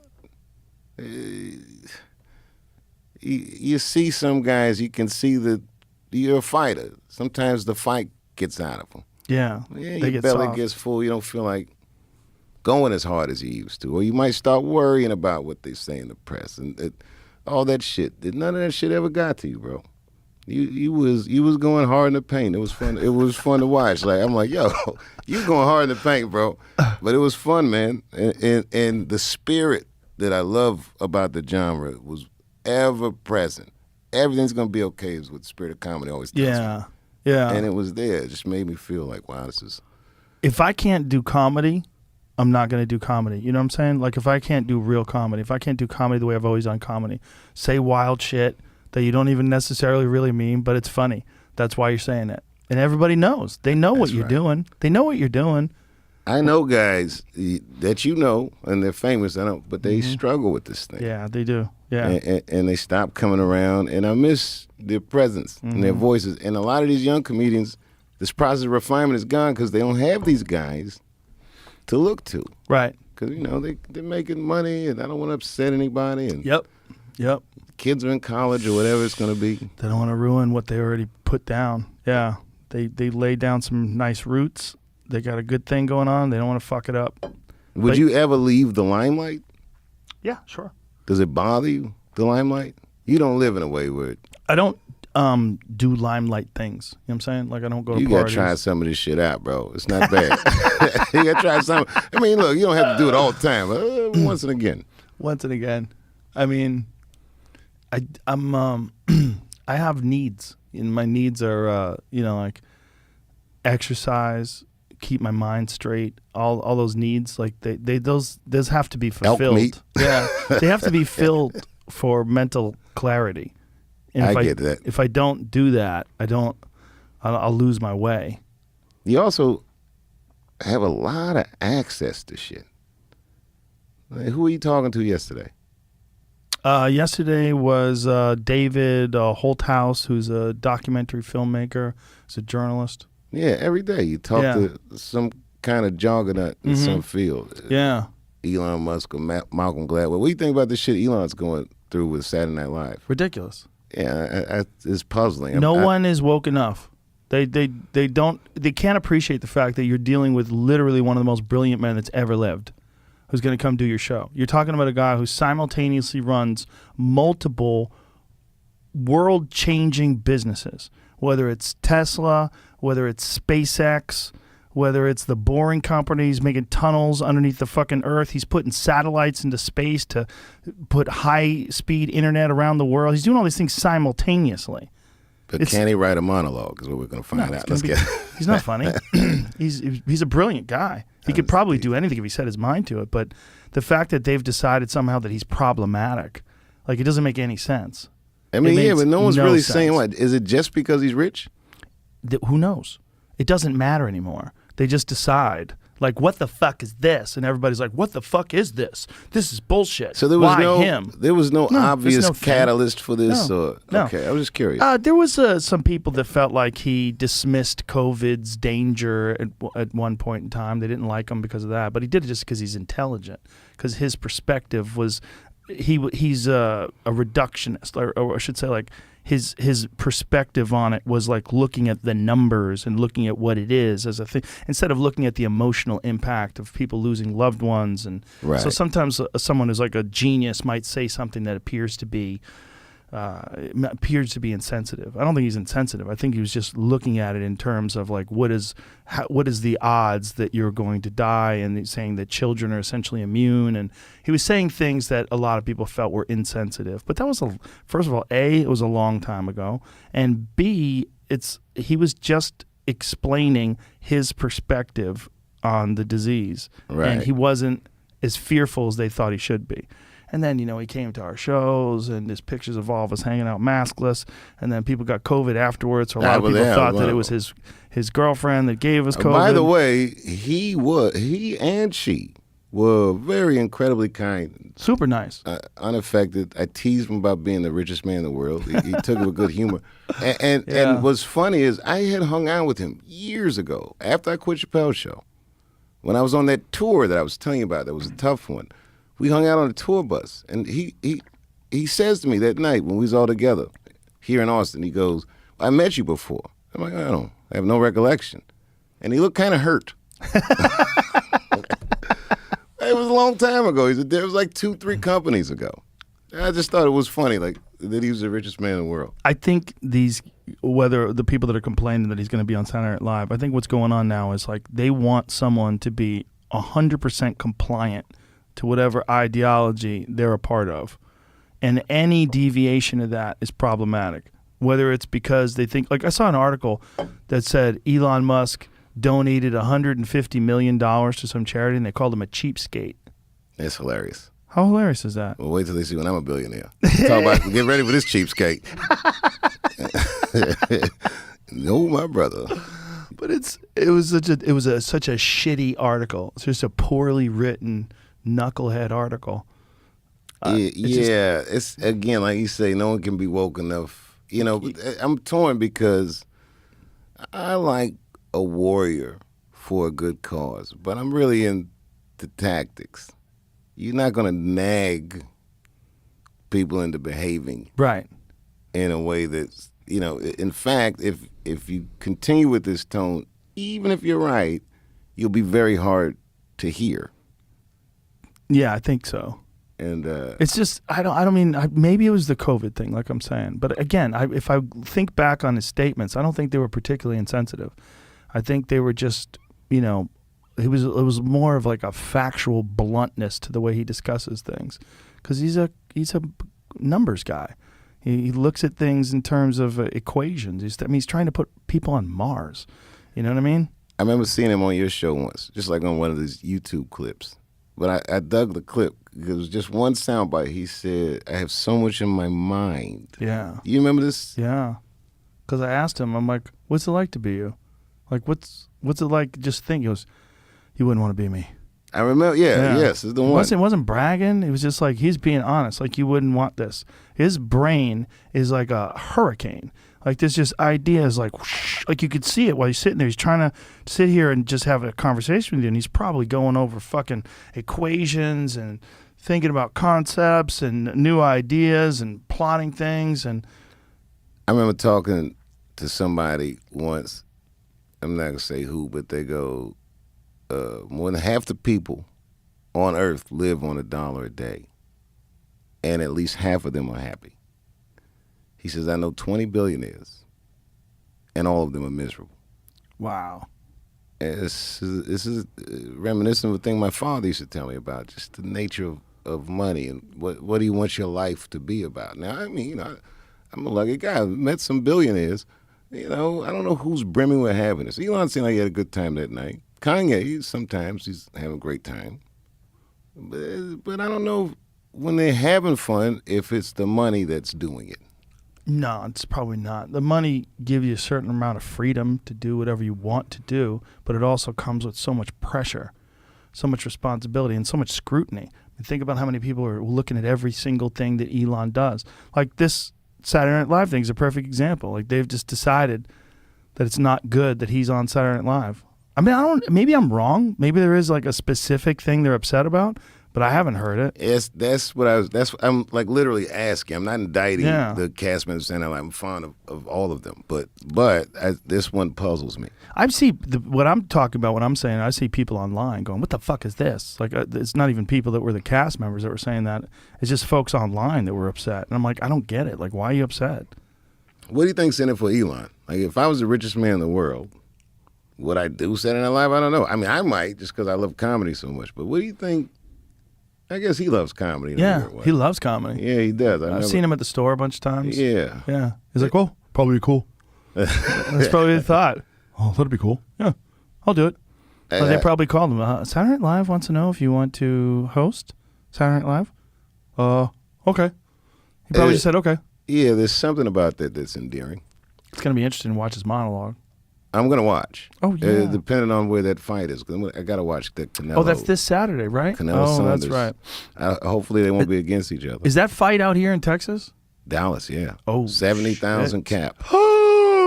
70,000 people. Holy shit. Country's about to open up, man. It's open. I did Jacksonville, Florida. We did the UFC a couple weeks ago. Holy shit, it was wild. That must have been 15,000 people. Oh, yeah, I'm scared to go to Florida. It was wild. You probably see that corona cloud from space in Florida. These motherfuckers been out there getting it. It was interesting. Nobody had a mask on. It was like there was no COVID. You go everywhere you go, people are just out there walking around, normal. Remember the last time when I was here when we were doing the shows together, and gosh, remember we increased the cap, so maybe we were up to like 700 people a night on a busy night, right? And we must have tested a few thousand people that week. I don't know that we got a single positive that week. I think we did. I think we got out of all the weeks we did it, we only got like 4 positive tests. Out of thousands of people. Thousands of people. That's when it was like, okay, this is. It was. I just remember feeling like, whew. Well, we're gonna do the MGM. That's gonna get wild, David. Man, that's let gonna me get tell wild, you something. David. Joe, let me tell you something. That gig, I know, and I'm not gonna say the dates, but I know we talking about doing another 2 dates. Yeah. Maybe towards the end of the summer. Mm-hmm. I'm very excited about. I'm very this excited too. We're gonna get wild. Yeah. Oh, it's a gonna be fight fun. weekend too. Oh yeah, yeah. It's UFC weekend. It's McGregor's fight, Yep. right? Conor and Dustin Poirier. Who's Dustin Poirier? Dustin Poirier is the last guy who beat Conor. He knocked him out. Oh, so it's a rematch. Yeah, they fought twice. One time, I think 6 years ago, Conor knocked him out, and then he just knocked out Conor. Oh, they traded knockouts. It's a good one. Oh, it's a good one. It's a Yeah. real good one. Maybe I'll stay an Yeah. extra night. Fuck yeah. Watch it. You know, I've never been Yeah. to an MMA fight. What? That's outrageous. This is the one to go to. It's funny, man. I'm such a boxing fan because it's the gentleman's sport. Mm-hmm. You know what I mean? MMA, all that ground and pound and shit. It's like really intense. I remember talking to you one night at the store. You were like, "Dave, I see so much violence. I'm starting to worry about myself." Do you remember that? Yeah. I worry because people get hurt and it doesn't bother me. Yeah, that's Normal. Yeah, that's a tough one. This is one of the things that happened. My wife cut her head. She had like a hatchback, the car thing was up, and she was pulling something out of the car and didn't realize that the corner of she miscalculated. Oh, God. And it stood up and it dug right into her head, and blood was pouring down her forehead. And You were just like, handle it, bro. I just looked at it. I was like, that's nothing. It's nothing. She's like, what are you talking about? It's nothing. All this blood. I go, it's a tiny cut. It's nothing. And I'm like, oh, Jesus. Like, what's wrong with me? Like, it does. I'm so accustomed to people being broken. I'm so accustomed to lacerations and concussions and broken bones and blood all over the place. I'm so accustomed to blood. Just That's a crazy, like, I can't even conceive this. it's a weird thing because I've definitely become desensitized. I've seen I don't know how many thousands of fights up close. I've seen so many people get fucked up. And then there's my time from being a young guy and competing in martial arts tournaments and seeing so many people get fucked up there. So I've just seen like my whole life people get fucked up. If there was like a chart of all the people throughout history of seeing people get fucked up, like just the fuck beaten out of them, I'm right up there. I'm at The Genghis Khan level? there's not like a lot of people that have probably ever lived, other than like warriors who fought with swords and shit. There's not a lot of people in the modern era who've seen as many people get the fuck beat out of them as me in That's person. crazy. That is a crazy thing to It's say. crazy. Yeah. Super desensitized to violence and injuries. It's real strange. Do you think you'd ever come back from it? You think if you took a break No.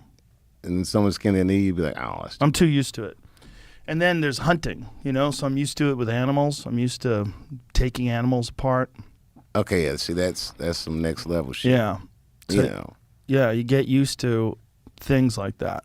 People get desensitized. Like doctors talk about that, like trauma room surgeons, stuff like that. They talk about that. They get very desensitized to injuries. I remember talking to a doctor once about just that, but this conversation was more about from their work realizing the fragility of life. It's fragile. Yeah, humans are fragile. Yeah. Very fragile. So we're so easy to injure. It's so easy to hurt people, but and not just physically. Emotionally. Emotionally and yeah, I don't know, bro. I feel like recently our country's our biggest export is heartbreak. Like we got to do better than Not this. just our country, the whole world. Yeah, but I don't Emotional heartbreak, like emotional pain being given out online. That would be interesting to see, like the emotional impact of like online interactions and harassment and people just fighting with each other online. How much different the emotional content of like online interactions, how much of an impact that's had on human beings, if that could be measured, if like there was a number that you could attach to it. Quantifiable. Yeah. I tell you what, it's a weird thing, but with comedy, most comedians that I know, and as a matter of fact, this even goes with proficiency to a degree. The more proficient they are, usually somewhere you can see that they're wildly sensitive or empathetic. Yeah. They do have a profound acuteness to awareness of how they make other people feel. Yeah. Yeah. People would think comedians are callous, but mostly not. They're not. No. Mostly not. But sometimes they appear callous because they'll go after somebody just for the laugh. Yeah, but I don't even know that that's callous. It's almost like, well, I got to sacrifice you for the joy of the rest of the room. That's what it is. Yeah. Comedy without victims can be boring. Sometimes people got to take a hit. I once roasted a guy that he lost both his legs in the war. Ooh. And I roasted him. Wow. Yeah, the crowd was uncomfortable. I bet. Him and his buddies were laughing so fucking hard because it was one of those things where you're like, I don't know if I should talk about that, but let me just, and then this guy was dying to talk about it. He had a real interesting story, like, met the president many times and was like, he sacrificed everything for the country, but his sense of humor was paramount. Like, he survived this thing, and I can tell that his sense of humor was very instrumental in doing it. And the laugh that we had together, that was one of those special nights where it was like, people are dope. People are dope. For the most part, people are dope, and they're dope when you're in front of them. They're dope people to people. Look in each other's eyes, being around each other. I think it's part of the problem that we're dealing with the online shit, is that all the normal cues of looking at someone and saying and talking to them, being right there, it's not there. So you have this ability to write things in a text and say mean shit to people, and you think it's okay because you don't see them cry. Right. You don't see them cry. You don't feel their pain. You're just pushing buttons. You're just pushing buttons. Metaphorically and literally. Yeah, that's what it is. How do you like doing this podcast that you're doing? It's very good, by the way. It's very interesting because it's produced. Like, you have music and it's edited. It's like, it's a different thing. It's dope. Now, there's a weird reason why it's done that way. Because ultimately they'll all exist on vinyl. Oh. So that's why the shows are the duration that they are, so that they can fit on sides of vinyl. Oh. It's a wild, I'm curious to see how people will react to it, but I love doing it. They're gonna love it. The people that I'm working with, Yasin Bey, formerly known as Mos Def, Talib Kweli, these guys are like great friends of mine. They're great artists. And, it's like you. I could talk to you guys forever about a diversity of stuff. Yeah. And so, in that sense, it was a joyful experience. It was during COVID, and the whole concept or the genesis of the show was just literally us finding an excuse to be together. Everyone's always so busy, as we get mature in the business, and we got kids, and we got this, and we got that. And we never catch up as much as we should. Yeah. And I'm telling you, in this season, when we keep losing people that are important to our culture and important to our community, it was almost like an emergency. Like, why are we fucking around? Let's just do something together. It was one of these things, definitely wasn't about the money or anything like that, but it was about, spending time with your friends. And, as you well know, there's an art form of conversation. Yeah. You're great at it. Most Kweli, I could talk to them forever. They're well-read, they're well-traveled, and they're hilarious dudes, and they got an interesting perspective. Now, some friends you have, you go around the world and you don't see each other often, but when you see each other, it's like you'd seen each other just a moment ago, and you can download all these obscure and wild experiences, and it's safe and it's comfortable and there's no judgment in it. Because you're friends, you're truly friends. And that's the way I feel about those guys. And I think that's one of the things that makes the show so special, like fun to do. I look forward to it. Yeah, that's everything. Enthusiasm is contagious. If you're having an enthusiastic conversation with someone, That's one of the things that makes it interesting to listen to, because like when you're listening, it's like you're a fly on the wall. That's what people like about a good conversation. You could be in the room without being in the room. You're hearing, like there's folks listening to us right now in traffic, and they're here. Right. They're here. I mean, there's not much different. I mean, they don't see us if they're driving, but maybe they're watching it on the video. If it's not much different than sitting in the room. There's a missing element because you're not physically here, but it's pretty damn good in terms of the ability to be a part of a conversation, and it changes the way you look at things. Because if the more people that I can talk to and get their take on how they think and how they do, it enhances my own way of looking at things and talking to people. Yeah, and that's again the big problem with all the lip buttoning now. I kind of like hearing all these different perspectives, whether I agree with them or not. And, you can't silence people. You got to let them fuck up. If they fuck up, and there's nothing wrong with apologizing either. If you fuck up and you say something wrong, it's nothing wrong with apologizing. I don't disagree with that. I think context is everything. Yeah. Depends on where I am when I said it. Yes. Yeah. You know what I mean? If I'm on a comedy stage and you fucking print a joke I wrote like it was a stump speech, well, exactly. That's a fucked up thing to do. It's a fucked up thing to do. Yeah. Yeah. And but if I'm at a press conference and I whoopsie poopsie, then there you go. Sorry, everybody. Whoops. Yeah. Whoops. Yeah.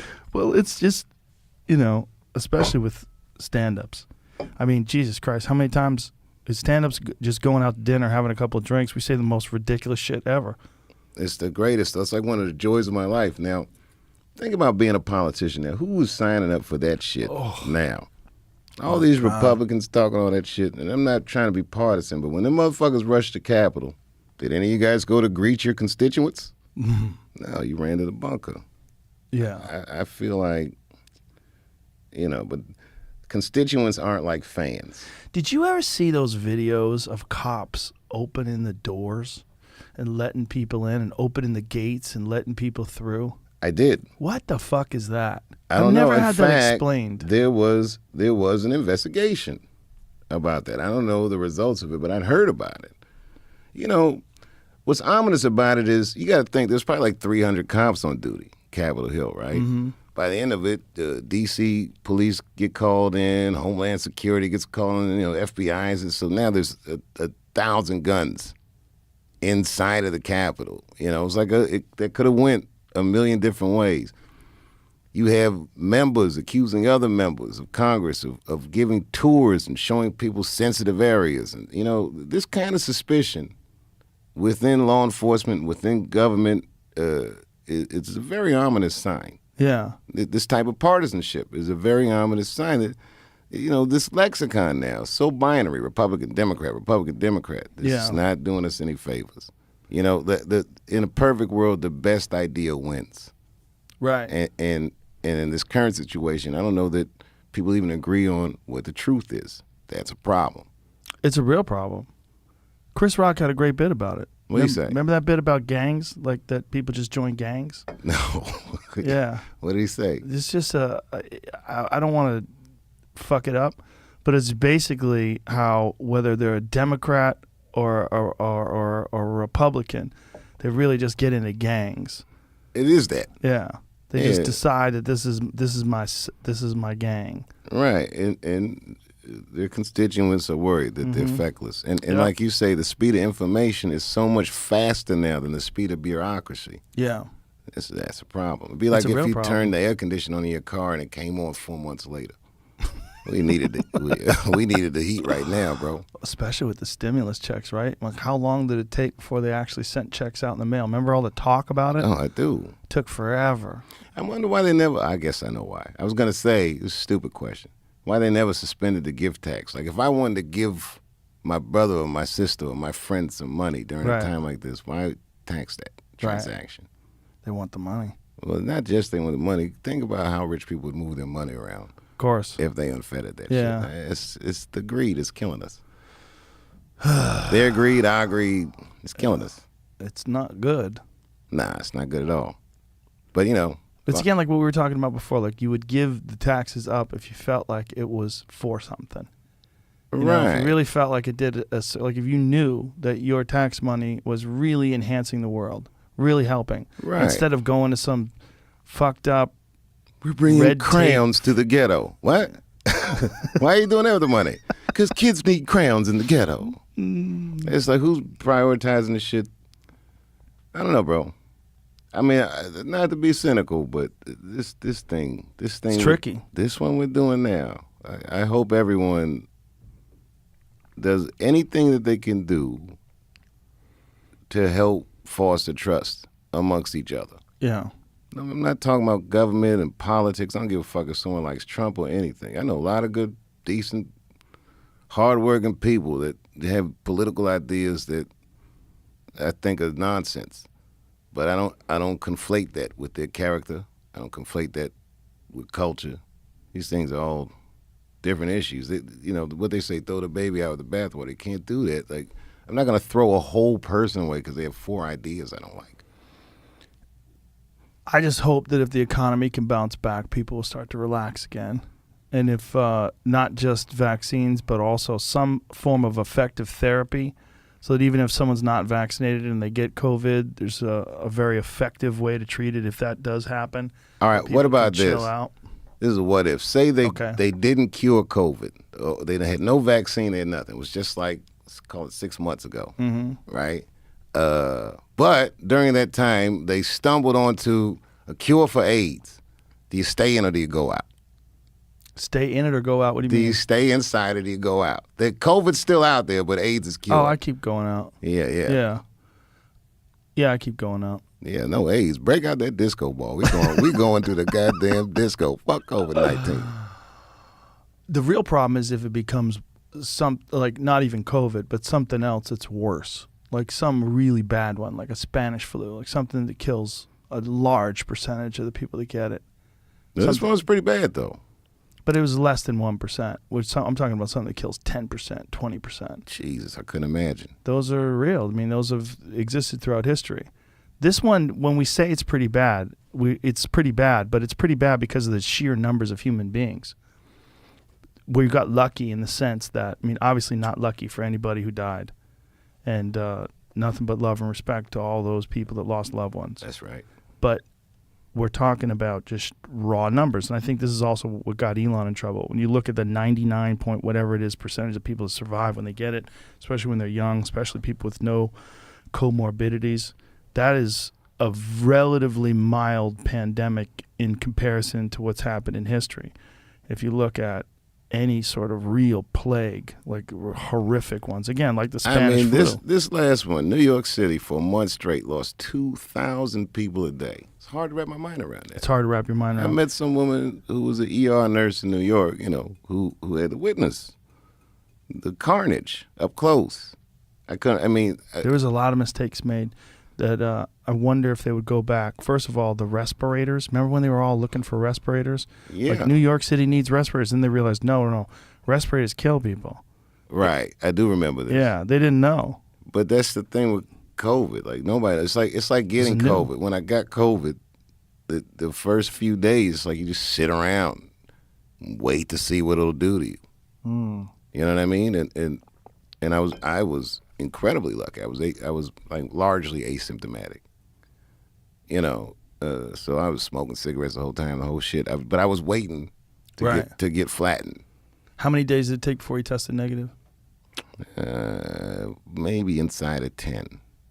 Inside of 10 days. Like whatever my immune system did, that shit worked. And you take vitamins? Do you take care of yourself? I did all the shit. Matter of fact, you gave me a vitamin regimen. Yeah. I took it very seriously. I took all that shit. Oh, good. Yeah. What was it? Zinc and all this other Quercetin, shit. Yeah. I took the shit. D3. Yeah. Whether that was what was doing it or not, I don't know, but I did it. Well, it most certainly would help. It didn't hurt me. Yeah, it didn't hurt you. It didn't hurt me. And like I said, I was largely asymptomatic. So, I felt very lucky. But there was other people that I knew in that same outbreak, and they had a tough time with it. Everyone, thank God, is healthy, but it's not, it just doesn't do the same thing to everybody. It doesn't. And that's what's, I guess. Vitamins are everything. And that's one of the things that made me furious during this time, that there was no emphasis on taking vitamins. They didn't make it seem like it was a big deal, and there was no emphasis on getting healthy and losing weight. Not in the media, but every health, and again, this is an elitist thing to say, but every healthcare professional I talk to, because I have access to decent healthcare, did bring up the importance of vitamins. And when you said that, it wasn't like completely foreign to my ears. I'd heard such things. You just gave me a very specific regimen, and I tried it, and it worked. It didn't hurt me. Yeah. No, you cruised through it. So did Donnell, which is hilarious. I know, because he's in terrible shape. If Will Smith thinks he's in terrible shape, he needs to take a look at Donnell. For real. I mean, Will Smith did post a dad bod picture. Hilarious. It's hilarious. I'm not going to lie to you. I'm in the worst shape of my life. Oh, he's a funny dude. With a big smile on his face, though. He's a funny dude. Yeah. Well, I think what Will Smith is probably going to do, Will Smith's one of those dudes that just like sets his mind to things. I bet what he's going to do is take that photograph and then you're going to see him 4 or 5 months from now shredded. That's what I bet. Oh, I could see that happening. Yeah, that's the motivation. The motivation is he takes a pose, looks terrible, looks like shit, tells everybody, hey, this is the worst shape I've ever been in my life. And then he's like, all right, now it's go time. Yeah, it's funny. He still looked like a movie star in bad shape. How the fuck are you doing this, Will? Remember when he played Ali? It was amazing. Dude, he looked great. He looked fucking great. Yeah, he did. He looked great. I mean, he got in tip-top Magoo shape. He looked fucking fantastic in that movie. If you think about even the courage it would take to take on a role like that. Because how about Jamie Foxx? Who's he playing? Tyson. Yes. Okay, that's going to be dope. Because Jamie, I'm sure probably by now, if he couldn't before it, can talk just like Mike Tyson. Yeah. Oh, yeah. Probably memorize the rhythm of Mike Tyson. Oh, yeah. And he'll probably look like him somehow. Jamie's an alien. He's so nice with it. I remember watching Ray being like, I can't believe I know this dude. And he was doing Ray Charles so good, and then he took the sunglasses off. I'm like, oh, he's Jamie again. He's so talented in every way. He's so talented as a singer. He's talented as a comedian. He's talented as an actor. He's just got a way. He's got a thing. There's no fat in his portrayals. He just cuts through it. It's clean. He just knows how to do it. He's also one of those feel-good people. Yeah, like, super positive. Yeah, he's just fun to be around. I've never seen him as like a party pooper ever. Right. He's fucking jacked right now. Is he really? Jacked. Yeah, because he's building up to play Tyson. Look at him.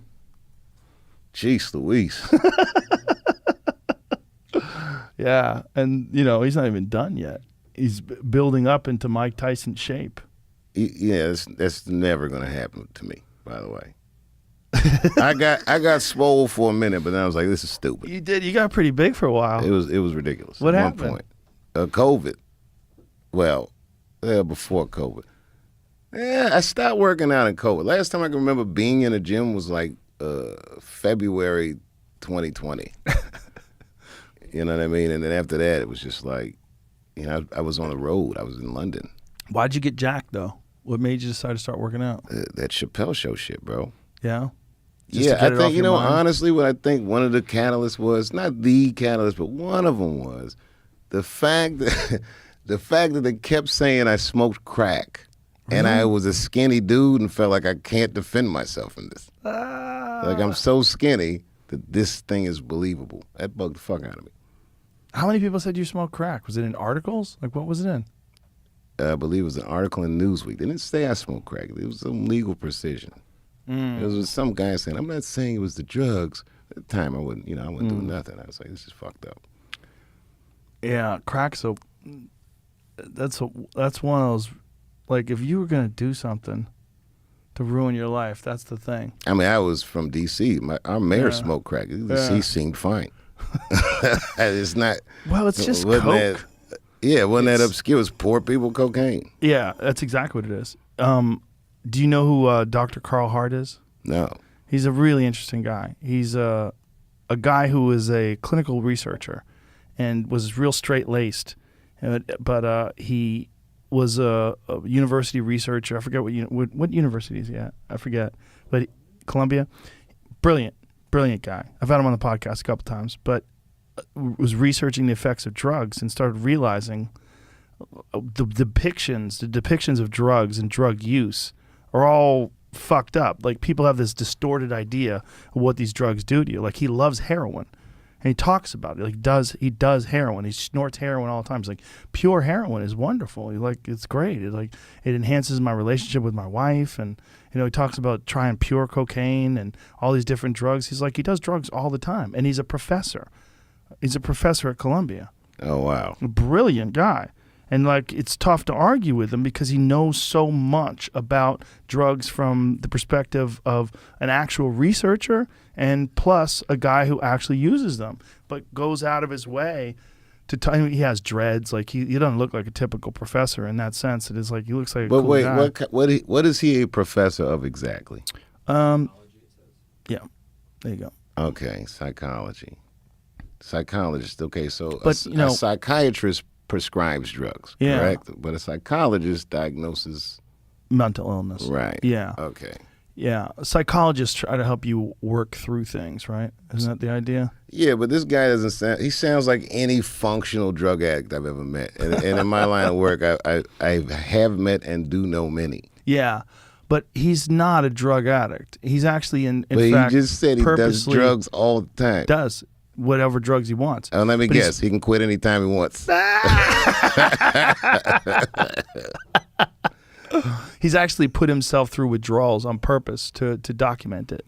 So he's put himself into a situation where he did heroin multiple days in a row to a point where his body became physically addicted and then got off of it just to document what the withdrawal process is actually like. And he says it's like having a flu. This is the most clever drug addict I've ever heard of. I'm not sick. I'm documenting sickness. It's crazy. Yeah. I don't know, bro. I think that shit, I've seen so many wonderful people that I'll never know in the same way again. Because of drugs. Because of drugs. That's true. It's heartbreaking. But what makes one person fall apart due to drugs and another person not? That's where it gets tricky. Because some of it's biological, some of it's... Right, but it's just like COVID. And why did I feel fine in 2,000 people a day in New York? I mean, don't start, because I know fat people don't like hotcakes. There was a lot of things going on in New York. It wasn't just the obesity, but I have a friend who was a doctor there, and he did say it was a lot of obese people, unfortunately. If you eat bad food, bad things happen. And that's just the reality of being a human being. All right. I mean, but I also think it's the reality of being a drug addict. Right. Take bad drugs, bad things happen. Right. This shit is nothing to play with. And how many minds are strong enough, like this professor, to responsibly do hard drugs? This is it's like an X-Men superpower. Well, he's also a guy who understands the actual physical reaction these chemicals and compounds have on the brain and on the body. He knows it from an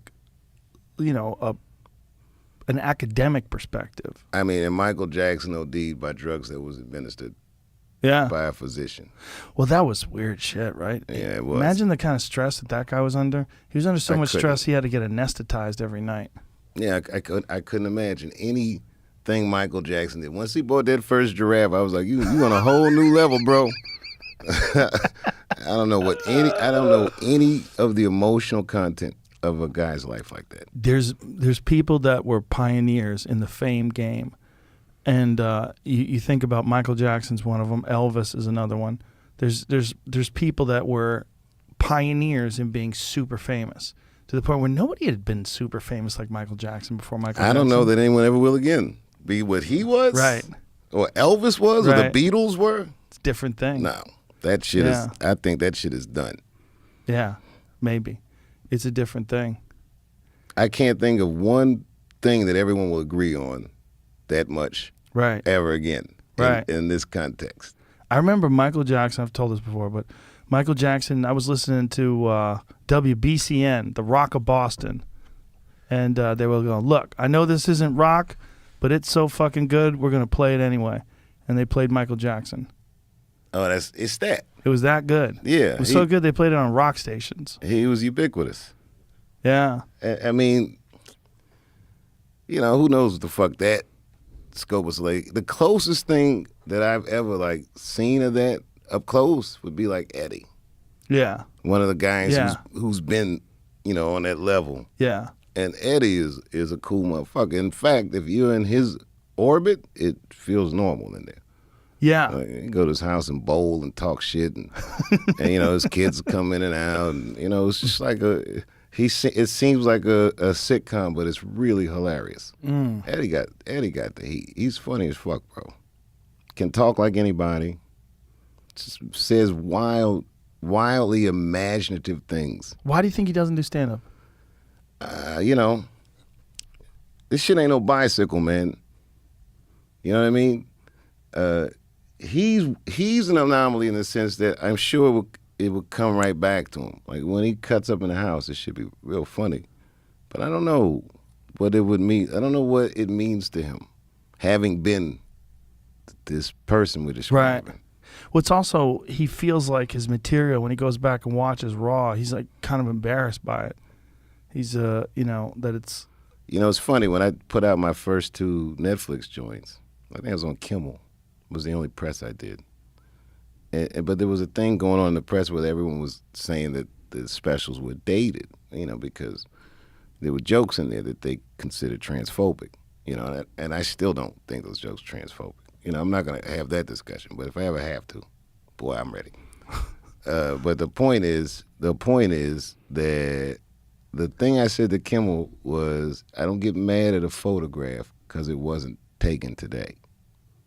In other words, whatever was going on in '87 when he laid that set down, it was working in '87. That's where people were at. And a good comedian is an indicator of the time or their context. And I look at Eddie's shit like that. Like, I wouldn't look at any of his old material as embarrassing. Sometimes I'm startled, like, wow, he could never do that now. Right.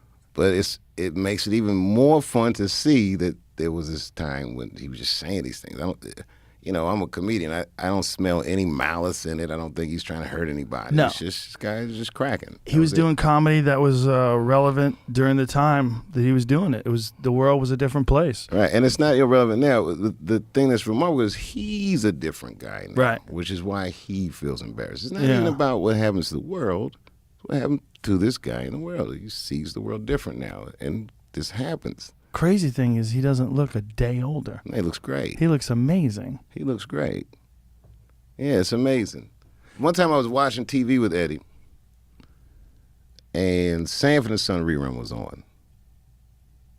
And he says, I'm as old now as Red Fox was in this episode. Wow. Sanford and Son. That's crazy. Right. And then I look at the television, I look at Eddie, I'm like, damn. And he goes, yeah, I'm as old now as Carol O'Connor was in All in the Family. You think how Archie Bunker looked? That motherfucker looked terrible. That's crazy. He looked terrible. There goes Eddie looking like it's 1987 and shit. That's crazy. Yeah. That is wild. Yeah, he's just taking so good care of himself. What does he do? Does he exercise a lot? No, I have no idea. It's like Prince. I've never seen Prince eat or drink anything. I'm sure he does it. Wow. I don't know what Eddie does. He bowls. He's a family guy and stuff like that. Like, he's really into his family. It's good to see. It's normal, bro. Like for all the things you'll hear about Hollywood, I'm always startled how normal everybody is. I don't know if it's just the angle I get to see but all that pageantry and shit, that's completely unsustainable. Nobody can do that all the time. Somewhere, somehow, you're just going to be yourself. Isn't it weird that that's what we think about when we think about Hollywood? We think about red carpets and people with tuxedos on and ridiculous watches and purses and all just standing there on the red carpet. It's a tough one. It's weird. I mean, I don't knock, and by the way, I don't knock anybody for doing that at all. I don't think, but that ain't what we doing. No. Mm-mm. I'm not interested. No, it's fun sometimes. It's just so weird. It's so different than real life. Yeah, but in a weird way, that is their real life. That's a work thing. It's a peak work thing. It's like, this is peak glam. Ta-da. But this thing where, and I think this is changing in the culture. Remember, there was this thing about celebrities could never be unhappy. Yeah. Fuck that, man. That's I'm not saying they should display that, but just assume everybody has a bad day. Right. Fuck that red carpet face. I don't want to make that fucking face for the rest of my life. Yeah. Fuck that. I think, as I get older, I'm overwhelmed by how human we all are. It really makes me like people more and forgive people more. That's important. That's everything. Forgive people. And forgive yourself. Everyone Yeah, did something. forgive yourself. I just think that I don't know. In this season of my life, I'm into. Hopefully, I'll do something. I will make this mean something other than just the trappings of success. How hot my whip is, or how pretty my bitch is, and all this stupid shit that we have been trained to focus on. I wanted to be better than that. What do you want to do? Do you have an idea? I have some ideas. Nothing I would really want to. I don't want to make any public declarations because then I might have to do the shit. But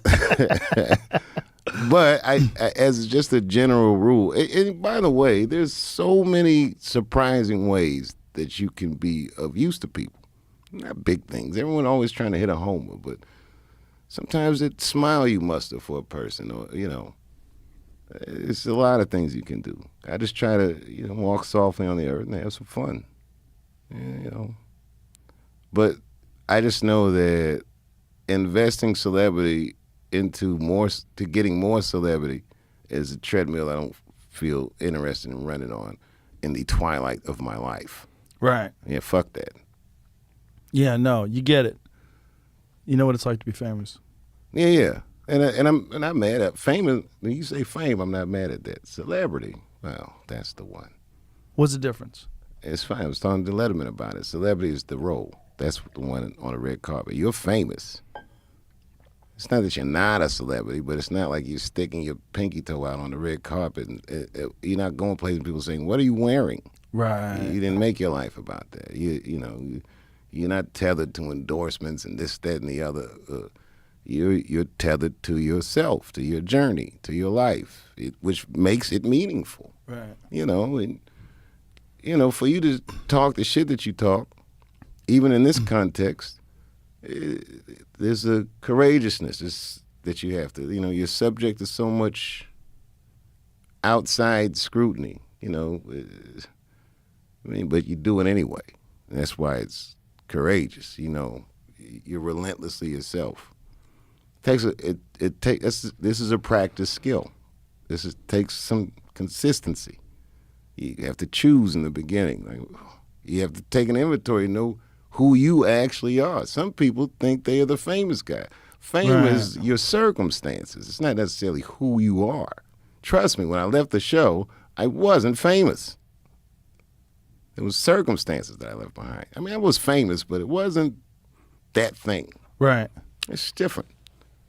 And I realized, when we came up, we coveted that thing without even knowing what it was. Well, because it seemed unattainable. You would see other people that had it. Someone would show up at the club and walk through, and you'd be like, "Oh shit, look at him! Look at him! Everybody knows who he is." Right, but it was still an abstraction, Right. If Martin walks in, and it didn't look like he was brimming with happiness. Right. Martin walked in. Martin was the first guy that I ever saw that walked in with security. Hilarious. I was like, wow, he's got security at the store. And needed it, bro. Oh, yeah. People forgot how fucking strong Martin Lawrence was. God damn, his act was powerful. I used to have to follow him. Mitzi Shore was hilarious. She thought you were funny, she would put you on after the best comedians and just throw you right to the wolves. She always thought it was funny. She would always put me on after I was, 27, 26 years old, whatever I was. She would put me on after Martin Lawrence all the time, and I would just bomb. But that's how you get great. I remember the first time I met Martin, I was in high school. Wow. I saw Martin do a show, him and Tommy Davis. This might be one of the best single comedy shows I've ever seen. And it was like a local D.C. club. Marlon Wayans was there. He was going to college in D.C. at the time. It was the night I met him. And man, first of all, Tommy Davidson went on. This motherfucker Tommy can crack. He's a funny guy. Great performer, great impressionist. every skill set that you could think of, he has in abundance. And Martin was headlining. I watched Tommy's show, and I was worried for the headliner. When does that ever happen? Martin was fine. Martin was fine. Like the shit he did on that stage that night, and this was like in the area that he grew up in, so he had that set.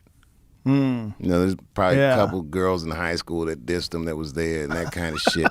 He did the thing, bro. And I'm telling you, Martin Lawrence was a beast. He was a beast on stage. People forgot for some reason. Shit, I'm from DC, so I can't forget. Like when I was starting out, he was the local legend already. Well, when I first came to LA, it was in '94. He was in his peak. Peak. Jesus. Yeah. That was you so crazy days. Yeah, that was some Elvis shit. He was hosting Def Jam. Yeah. He had the sitcom. Yep. He was putting out specials and just started getting big in that movie game. And when you watch his sitcom, people forget, like, he did a bunch of different characters on that show. Like, it was all him. The show was all him. Yes, he was nice with it. He's probably still nice with it. I mean, I haven't seen Martin in a long time. I haven't seen him in forever. I ran into him at the store like a few years back, which is briefly. You know, he was doing a few sets every now and then. He called me after I won the Mark Twain Prize. And if you know, because I'm from D.C., I got to tell you, this call means a lot to me.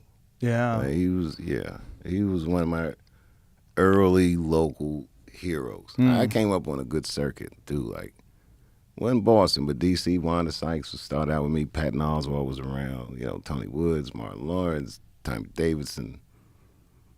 There was some great comics. That's one thing that comedy always needs. You need to be around other great comics. That's true. The circuit. Yeah. And back in those days, no internet, nothing. Every city has some different energy. Yeah. And the comedians, it's always exciting to go to a city and check out the other acts. Yeah. Boston, like you say, well, that was one of those cities. It was a weird city. It was. But it was a trap. That was what we were talking about before. Those guys can make six figures staying in town, but that's what they did. Because if they went on the road, they'd actually make less money. What made you go to Hollywood? Why didn't you fall for that? I saw what they were doing, and even though they were great comedians, I saw that they couldn't do the road. And I was like, if you want to get on HBO, or if you want to, you have a special, you gotta get out of town. And the young guys coming up kind of saw the old guard. Some of the best headliners I've ever seen in my life. I've seen Don Gavin have sets, Steve Sweeney have sets that I would put those sets up against any comic I've ever seen ever. You know, it's funny. The first night I saw Dane Cook, they go yawn after so and so. You know, it was a cocky dude. I don't really worry about none of that shit. But I heard the crowd scream so loud I thought they had introduced me. Wow. It was Dane. He was just starting out. These were crowd reactions. This guy. There was a thing in Boston. Everyone was a room ripper. Like they were all about volume, intensity. Yeah. Don Gavin, that rapid fire style, I'll never forget. And then in the midst of all that, you'd have a counterweight like Stephen Wright, this wonderfully understated deadpan comedian. That shit was fire. Boston was a good circuit. Have you ever seen the documentary When Stand Up Stood Out? No. There's a comic named Fran Solomita. He put together this documentary on Boston. It's really good. It just shows you what it was like back in those days. Like, they kind of invented a movement. There's really a lot of it was Barry Crimmins. Rest in peace. Who's Barry Crimmins? Barry Crimmins was like the godfather of Boston comedy in a lot of ways because he was this really brilliant guy, very politically savvy. And he kept everybody from being a hack because everybody was scared of him. Wow. He was like this fucking like loud, bold guy who he would go on stage and he had a jacket on. He would pull a Budweiser out of the inside pocket of his jacket and set it on the table. He had like these things he would do, but he was a great comic. But maybe more important, he was like a cornerstone of the scene. Like if Barry didn't like you, you were fucked. Right. If Barry thought you were a hack, you were fucked. And they didn't tolerate hacks. He didn't tolerate thieves. He was quality control. Quality control. Yeah. Every circuit, I guess, needs one. Yeah. And this is the thing, like Dane Cook's talked about this too, that they were all men. these guys were all these big guys. They were all like 6 foot plus, big, burly guys who did a lot of coke and got in street fights. All those comics, they weren't like nebbishy, comics who would, talk about their insecurities. They were wild dudes who were They were like rock partying. stars. Yeah. When I saw them. I remember doing a show in Boston. Again, I don't like saying names, but I just remember seeing a guy who was heckling me, and the security threw him down the steps. Yeah. And I'd never seen anything like, but so casually, like this is what we do with trash. Like Jesus, man. Yeah, there was a lot of violence in Boston. It was a weird, and I never really got a feel for that city. I would meet these intellectuals and idiots in the same block. The fuck is this place? Well, there was more colleges per capita in Boston than anywhere else in the country. Yeah. I used to go up there and play college gigs all the time, and I remember the Boston police felt particularly menacing. Yeah. Those fucking high boots they'd wear with no horse to match. What the fuck are these Gestapo ass dudes? It's a weird city. But then it produced so many great,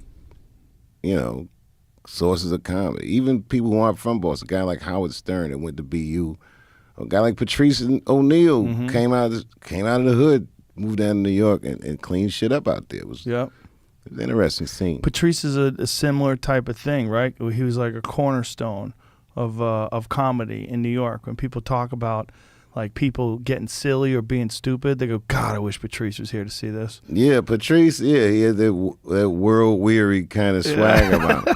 Early on, me and him didn't get along, but we became friends because this guy was he's a real deal. He was a real deal. God, I wish he stayed alive. I do too, man. Oh, the comedy he would have put out during all this shit. And that's interesting because I don't know what would happen to a guy like him in this context. He's not buckling. I'll tell you that. I know. So I say, right. I don't know what's going to happen to him. Yeah, it would be interesting to see. It really would be. One can only imagine. But he was something else. He's a funny dude. I remember him and Kevin got to New York around the same time. I used to think Kevin was from Boston because I'd see them together so much. I just assumed. And their arrival on the scene was like both of these guys when they got on the scene, it was noticeable. It wasn't like they came in quietly. They was doing some shit. That's another thing that every scene needs. Every scene needs a rocket. Yeah, someone that shakes shit up. Yeah, like whoa, like someone who's not stagnant. They're not complacent. They're going for it. I got to tell you, New York City in the '90s. Some of the greatest comedy I've ever seen. Like it was weird too because I was one of those guys that would be in New York and then go out to L.A. a little earlier than everyone else. Like I did Montreal and then I go out for this and I go out for that, and I started auditing both scenes. New York was like the dream, but L.A. Those comics were like. The work ethics were different. New Yorkers write more, in general. If you do 10 spots in a night, you come up with a new joke on the third show, you got 7 cracks at it. By the end of the night, even though you just started the thing, it's refined. Yeah, that's a good point. Yeah, L.A. didn't have any opportunity to do that. That's a different world. Right. L.A. people were so competitive about stage time. That shit's like the Karate Kid tournament. These motherfuckers got killed every night. Sweep the leg. But Sensei, you got a problem with that? That's L.A. No mercy. L.A. in the 90s was everybody trying to get a sitcom, too. That was part of the problem. Oh, yeah. It was a gold rush. Yeah. They saw what happened with Roseanne and Jerry Seinfeld. And I don't even know if that was coming completely from the comedians. The studio system was so hungry for comedians to build these shows around. Yeah. They would give you these crazy development deals. Yeah, I did a million of those. It took me like 13, 14 of them shits to be like, man, fuck that shit before you get a Chappelle show. But the good thing is I learned how television worked, basically, how it was supposed to work and what I'd like to do with it. What was interesting is they basically gave you free money. The people don't understand this. Like they would give you like $500,000 or $250,000. And you would get this development deal, and they'd attach you to a bunch of writers. They'd put together a script, and it may or may not go. And if it didn't go, you just got a free $250,000, and you worked on a script, and maybe it went to pilot, maybe it didn't. Yeah, but if it didn't go, you were a bad investment. You had a couple of those in you. And it could hurt. It could hurt Yeah, you. it could. You know, if they ever look at you like you're a bum investment. Thing was with me, I was funny, but they didn't quite know what to do with me. Yeah. And I didn't know either. Yeah. I don't know. Those days, the Montreal days were weird, right? People go out there, just go out there to showcase their talent, try to get a deal. And then, do you remember Chicken? Do you remember that guy? I do remember. He got some huge deal. Huge deal. Mid-'90s. And it didn't. It Late flopped, 90s. Flopped terribly. Like, for whatever reason, they thought he was funny and nobody else did. Yeah, the name Chicken should have tipped him off. Maybe this is bad ideas. Who should we make the check out to? Chicken? Well, he had a big, crazy act. It was like a lot of energy. I never saw him work. I saw him work. I worked with him in Montreal. But that name is stupid. No disrespect, Chicken, but that's a stupid ass name. So it all fell apart, and then he wound up hanging himself in front of a school. Oh, now you got to bring that up. I feel bad because I said I just shouted out Chicken, and this nigga's dead for 5 years. Oh my God! But he hung himself in front of a school. Yeah. There you go. Yeah. Because of comedy? It didn't work out.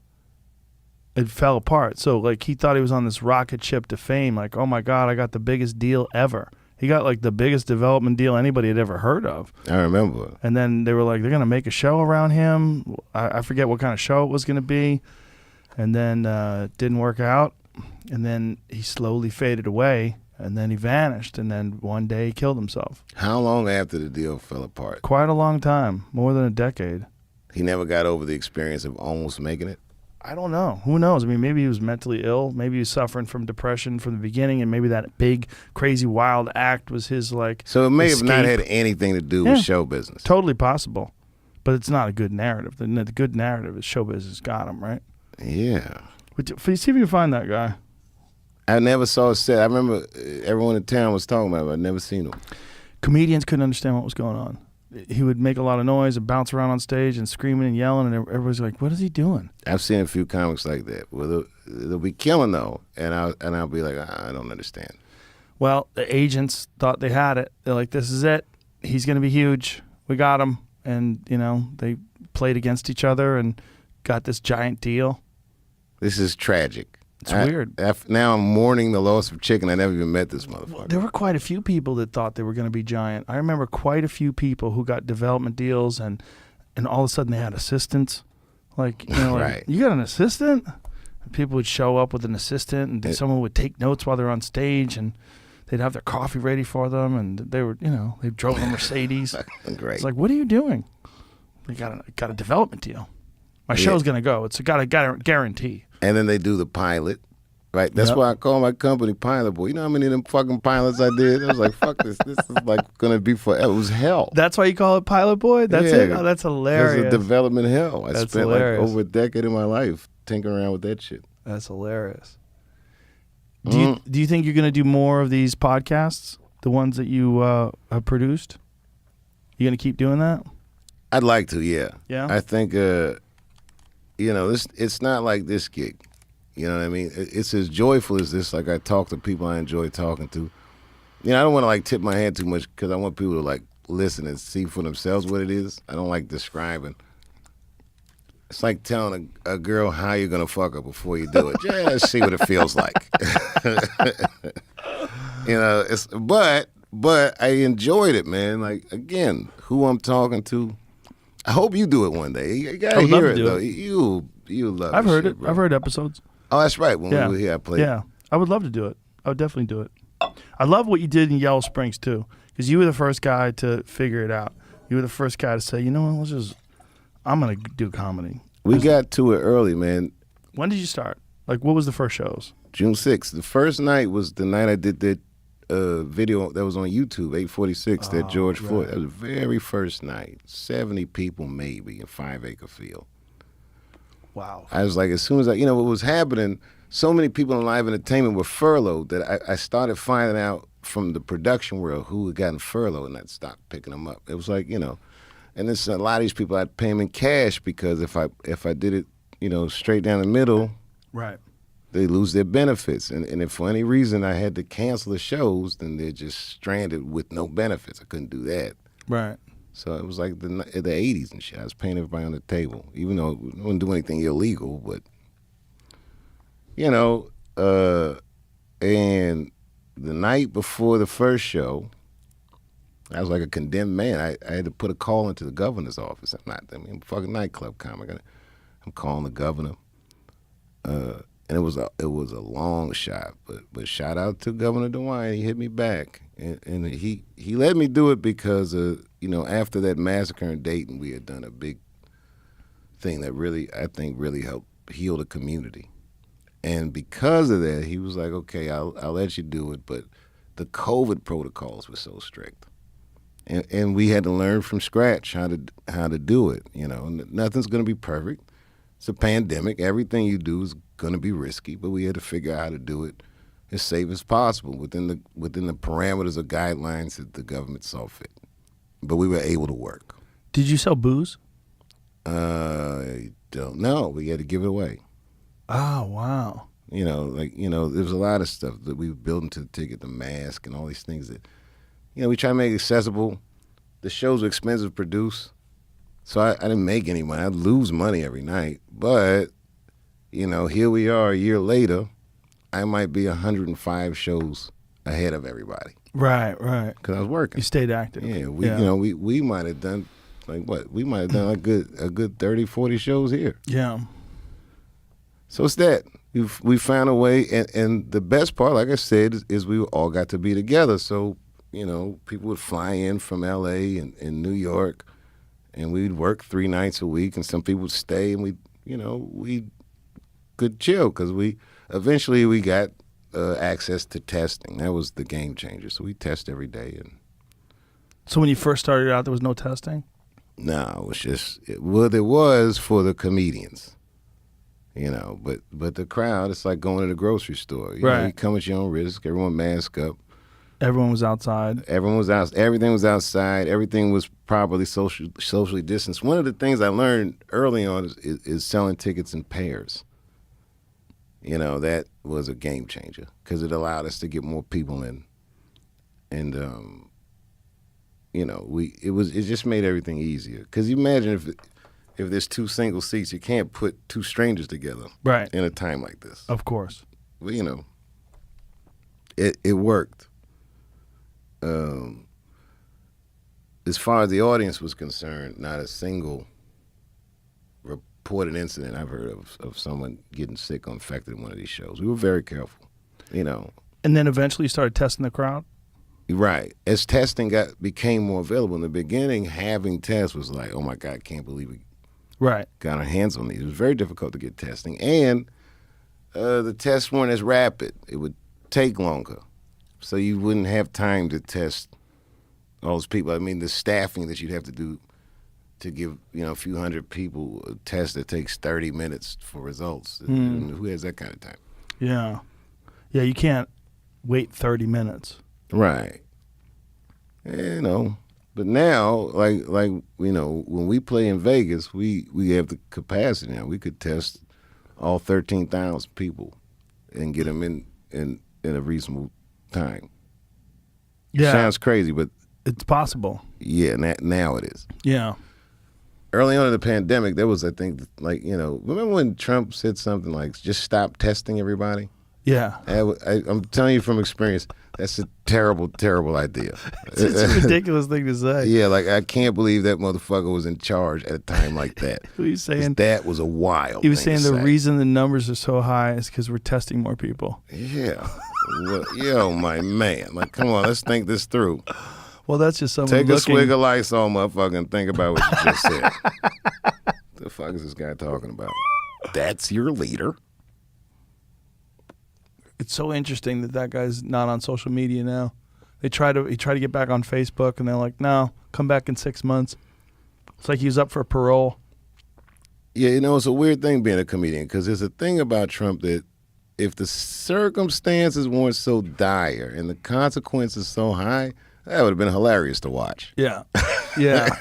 Yeah. But man, people died and the country's all fucked up now and the Capitol looks like jail. I know, it's crazy. It's It does just- looks like a green zone now. Yeah, I'm from D.C. I got to Yeah. tell you, that shit was particularly offensive to me. Yeah. In D.C., that's the town business is government. And those people that were in that building, so many of them are people from them neighborhoods. Like, it feels like you fucked my city up. Yeah. It's just a scary precedent when you decide you're going to break down boundaries and you're going to rush the Capitol building and you're going to do it with no real plan and you're going to take pictures on Pelosi's desk with your feet up and take pictures holding the flag, wearing a buffalo helmet. Right. There's no one to negotiate with. Who should I talk to? This motherfucker with the zip ties or this bullwinkle nigga? Like, who the fuck are these people? Man, fuck these people. You guys are fucking the country up. Changed everything. One day. One day changed everything because then people knew that was possible. That never happened. Yeah, it didn't happen at the Million Man March, and they was ready for us. But look at this shit. And the president was the catalyst for it. Yeah. You know, whether you want to say he's legally responsible or not, that's fine. But he was irresponsible. did say go take the building back. You got to be strong. Did he say go take the building back? Is that what he said? He said you got to take our country back. He said got to be strong. Let me not put words in this fellow's mouth. And I'm not an anti-Trump guy. I'm not pro anti. Like, this shit is like theater to me. I remember when he won. You had a great speech. He said, "Let's give him a chance." Right. And you know why I said that? Because he was duly elected and stormed the Capitol and rubbed my shit on the walls the next day. Fucking stupid. Did someone rub their shit on the wall? I believe a person did. It was his first time out in the Capitol. He got excited. It's kind of amazing only one person got shot. You know, as sad as that was, it is amazing because, I mean, that could have been a terrible, terrible, terrible situation. Yeah. And miraculously, you know, it could have been so much worse. If there was like carnage there, Jesus, could you imagine? If one shot went off in the wrong context, Right. that whole building would have been lit up. Yeah. There were four or five different law enforcement departments in there by the end of it. It's crazy. You know, seeing your officials flee their constituents, well, that's crazy. You know what's crazy is that was 5 months ago, and they're still catching people. Oh, that's not going to stop, I doubt. No. I doubt that will stop. They're getting people off of photographs, facial recognition software, videos, people turning their friends in.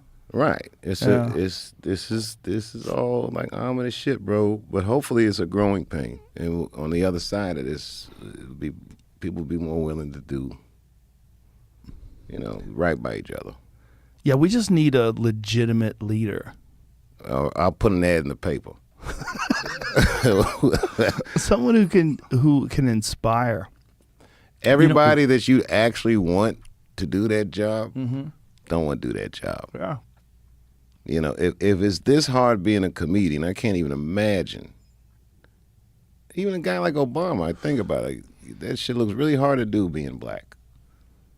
It sounds trite, but it's not. That was a cultural. It was like the moon landing, seeing somebody who's not white be president of the United States, Especially with a name like Barack Hussein Obama. My God, man, we did that.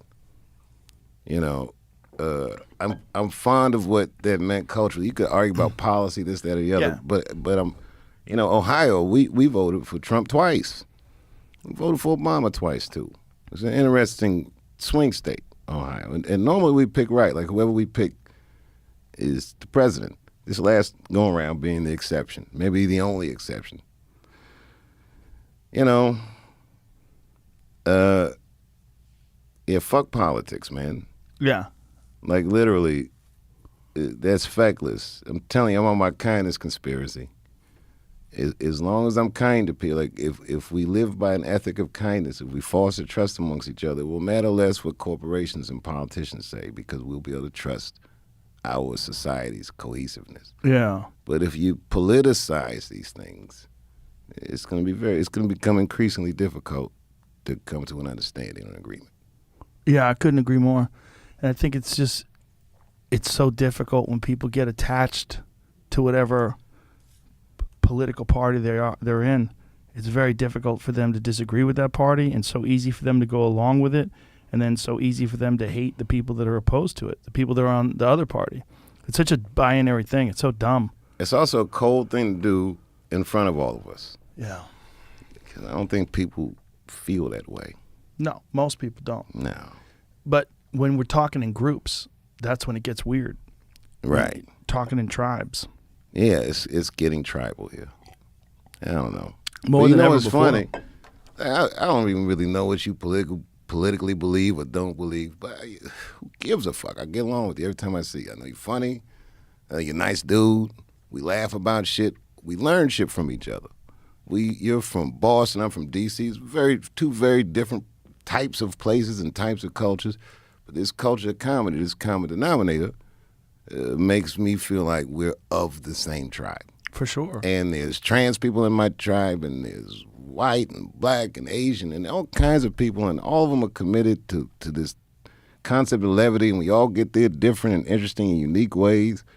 And what's wrong with that? It works. And we say terrible shit to each other all the fucking time. Everyone's fine. But it's fun. We look forward to it. But it is a tribe. It's a different kind of tribe. Normally I get up in the morning and I dread getting on a plane if I have to go do a work thing. I was excited to come here today. Not to be on a big podcast. Oh, I'm gonna fuck around hanging with Joe. I'm sure I probably said 4 things that I wiped already. I don't even know it yet. No. I'll take a look at the comment section. You haven't said shit. Everything you said is dead on. Likewise. Hey man, Clean. you got any cups? What is this thing you got with this buffalo Whiskey? on it? Yeah. Oh, yeah. I can't see you and not celebrate. Now, obviously, is this some cheap shit, Joe? No, that's the shit, bro. Kentucky straight bourbon Buffalo whiskey. Trace has been around longer than America. That's 1773, that company. Really? Yeah. Wow. Tastes like slavery. Let's get it. hey, Fingers, you don't got a cup, do you? Right here. Oh. Poured out your water. Oh, my man. Cleaned it out. That's good, okay. All right. Water, who drinks that shit Celebration. anymore? All right, so sell it to Joe Rogan. Celebrate. We don't need ice. Come on. Nah, man. yeah, We're we men. don't- no ice. Thank you, Jamie. Marlon Wayans was at my house in Ohio Salute, the my other day. brother. Cheers, man. Salute. Marlon Wayans, I got to tell you, is one of my favorite people. He's a wildly consistent dude in my life. I used to hang out in Hollywood, and sometimes I drink too much, but I knew where he lived. He was like one of the only people I knew where he lived, and I just knock on his door. And he'd open it. He got some room in his basement. He just throw blankets, and then I'd sleep. Really? Because I trusted him. Yeah, he's just a fucking cool dude, man. He's a funny guy. He's a cool dude. That's awesome. Anyway, I brought him up because he came to my shack. That's where I do my show. It's like my little hangout. I got a little clubhouse around corner from the crib. We all just hang out there. Nothing nefarious. But Marlon was so incensed that I didn't have ice that he bought me an ice machine. It was the weirdest gift. He didn't even tell me. He just sent it in the mail. Who does that? Tell me about this club that you're opening. Comedy club? Yeah. Had a conversation once with Chris Rock. Yeah, I love Chris Rock too. I love all comedians, but Chris and I were talking about, and this is an interesting question. I'm going to see how you feel about it. I said, how many seats are you optimal? Like, when you look at a crowd, how many people do you want to see out there where you feel like, I'm home? Chris said, like 6,000. I forget sometimes. Got a big star. Me, 200. That's like a sweet spot for me. That's why I love playing the punchline, Mm-hmm. But I don't even need that many. The Belly Room, one of my favorite rooms on earth, is the Belly Room at the Comedy Store. Yep. That's like 70 seats soaking wet, right? Yep. I would make this club 120. This club is not for people who are trying to count the gate. This club is for people who want to like rock, like really get into some shit, like try some shit out. Yeah. It's like when that alternative scene in the 90s, for people at home, Joe, I'm not saying this, I know you know, but in the 90s there was an alternative, what they called an alternative comedy scene. This was Patton Oswalt and Janine Garofalo and Dave Cross, Bob Odenkirk, these type of people. And it became real popular. It became like a scene. And I would check it out. Now, traditional club comics hated that scene. They resented it because the things that was going on there, these jokes weren't structured. It was like a lab almost. People would go there and try shit out. What was interesting about it to me wasn't what the comedians were trying as much as it was the way the crowds would listen to them. Like, it was one of these setups, if you went there and just did your act, no matter how funny your act is, that's not what they wanted to see. What they wanted to see was someone take a chance. And that shit was like heaven on earth. When a crowd pushes someone to just try some stuff. You don't have to land the trick, but the beauty is in the attempt. Just try it. Whatever this thing is that you're worried, it makes you nervous or uncomfortable. And that scene made a profound impression on me, that was possible, that you could make a crowd into that. Because comedians are addicted to the process of refinement. A guy like Seinfeld, he would never do a podcast because it's such a spontaneous, off-the-cuff endeavor. And his skill as a comedian, one of his super, super duper powers, Jerry Seinfeld, is like a well-refined comedian. He can take an abstraction and make it a refined piece. This scene didn't have any of that refinement. Seinfeld does that, but then he also does that comedians getting getting coffee show. Yeah. Where he's like a podcast. He's loose. I did that show. I enjoyed it, actually. We did it in D.C. What kind of car did you drive? A French piece of shit. It like broke down. I don't think they cut that out. Yeah, it did. It was a good-looking car, but it was a piece of shit. He's mostly into Porsches. Most of his thing is Porsches. If he's driving those other cars, it's really more for show, I think. But that show reminds me of you a little bit in the sense that it's about his passions. He loves cars, he loves comedians, he loves comedy, and apparently he likes coffee. Jay Leno, you ever done Jay Leno's Garage? No. I've done that. He is so much better at that show than, at least the way, not that he was bad at hosting the Tonight Show, but he's himself. He really is himself. Like, he doesn't have to dress up. He wears like the same shit every day, like a jean shirt and jean pants, and he doesn't give a fuck what he looks like. He's got no hair and makeup on the set. He just wants to talk about cars. The guy's got like hundreds of cars. He's got warehouses filled with cars, full-time employees all over the place, like working on it. All these people. He's got fabricators, people that make sheet metal, like fix fenders and shit and all kinds of stuff. And the fucking man loves cars. And I brought my 1965 Corvette in, and just he and I just geeking out over lines. And Steve Strope, the guy who built my car, he came with me, and we talked about all the various aspects of the car and all the improvements, all the different things that he had done to it. And you can see Jay Leno going over it, and he knows the details of the 1965, the original motor. He starts talking about all the different things, and then he drove it. He's the only one other than me that's ever driven that car. Really? Yeah, and he takes it out. We go out to the hills and went up into Los Angeles Crest Forest, Man, you took me out one night. You had a hot one. That Porsche you used to drive. Oh, yeah, I still got that. That was a hot one, bro. That was fun. That night was wild. and you started doing the motherfucker. We was up in them Hollywood Hills. You started doing them James Dean turns. I got scared. I said, Joe, what are you doing? That car's glued to the ground, though. Oh, I know. That's what you were demonstrating. You were whipping that shit. Oh, that was the night we went to that Naomi Campbell's book release party. Yeah. That shit was fun, though. It was wild. It wasn't that weird. It was weird to me. Well, because you weren't expecting it. Yeah. You were just at the comedy club. I ran into you. Yeah. And was like, yo, I need DD. Let's go to this party, Joe. Blah, blah, blah. We were so high, too. I was like, okay, let's go. It was fun, man. It was really fun. But it was like, I thought it was just going to be a regular night at the store. Next thing you know, we're in an elevator that's going up the side of the hill. Oh, that mountain. Yeah, that was crazy. Weird. It's and a nice house. Giant naked picture of Naomi Campbell on the side of the building. Remember that? No, of course I do. Of course I do. It was like 40-foot tall nude. It was crazy. And then you get in there, and there's all these famous people. This is one of my favorite parts of the night. We're sitting around, and you and I are talking. Man, I would not want to be famous like these people. And I looked at you and go, dude, you're the most famous person here. That's hilarious. Turns out it was you, Joe. And you're like, no, am I? I go, you are the most famous person in this fucking room. I don't have, I could forget about it. Yeah, you can forget about it. You know how to let it go, but it was Lenny Kravitz was there, and Demi Moore, and there was all these famous people. It was wild. I was like, oh, there's that guy. I'm always shocked at how, like, Lenny Kravitz is a cool motherfucker. Like, very cool. I really dig him. The first time I met him, Sherman Hemsley, that used to play George Jefferson, introduced me to him. I did a movie with him years ago. It was me, Norm Macdonald, Sherman Hemsley was in it. Wow.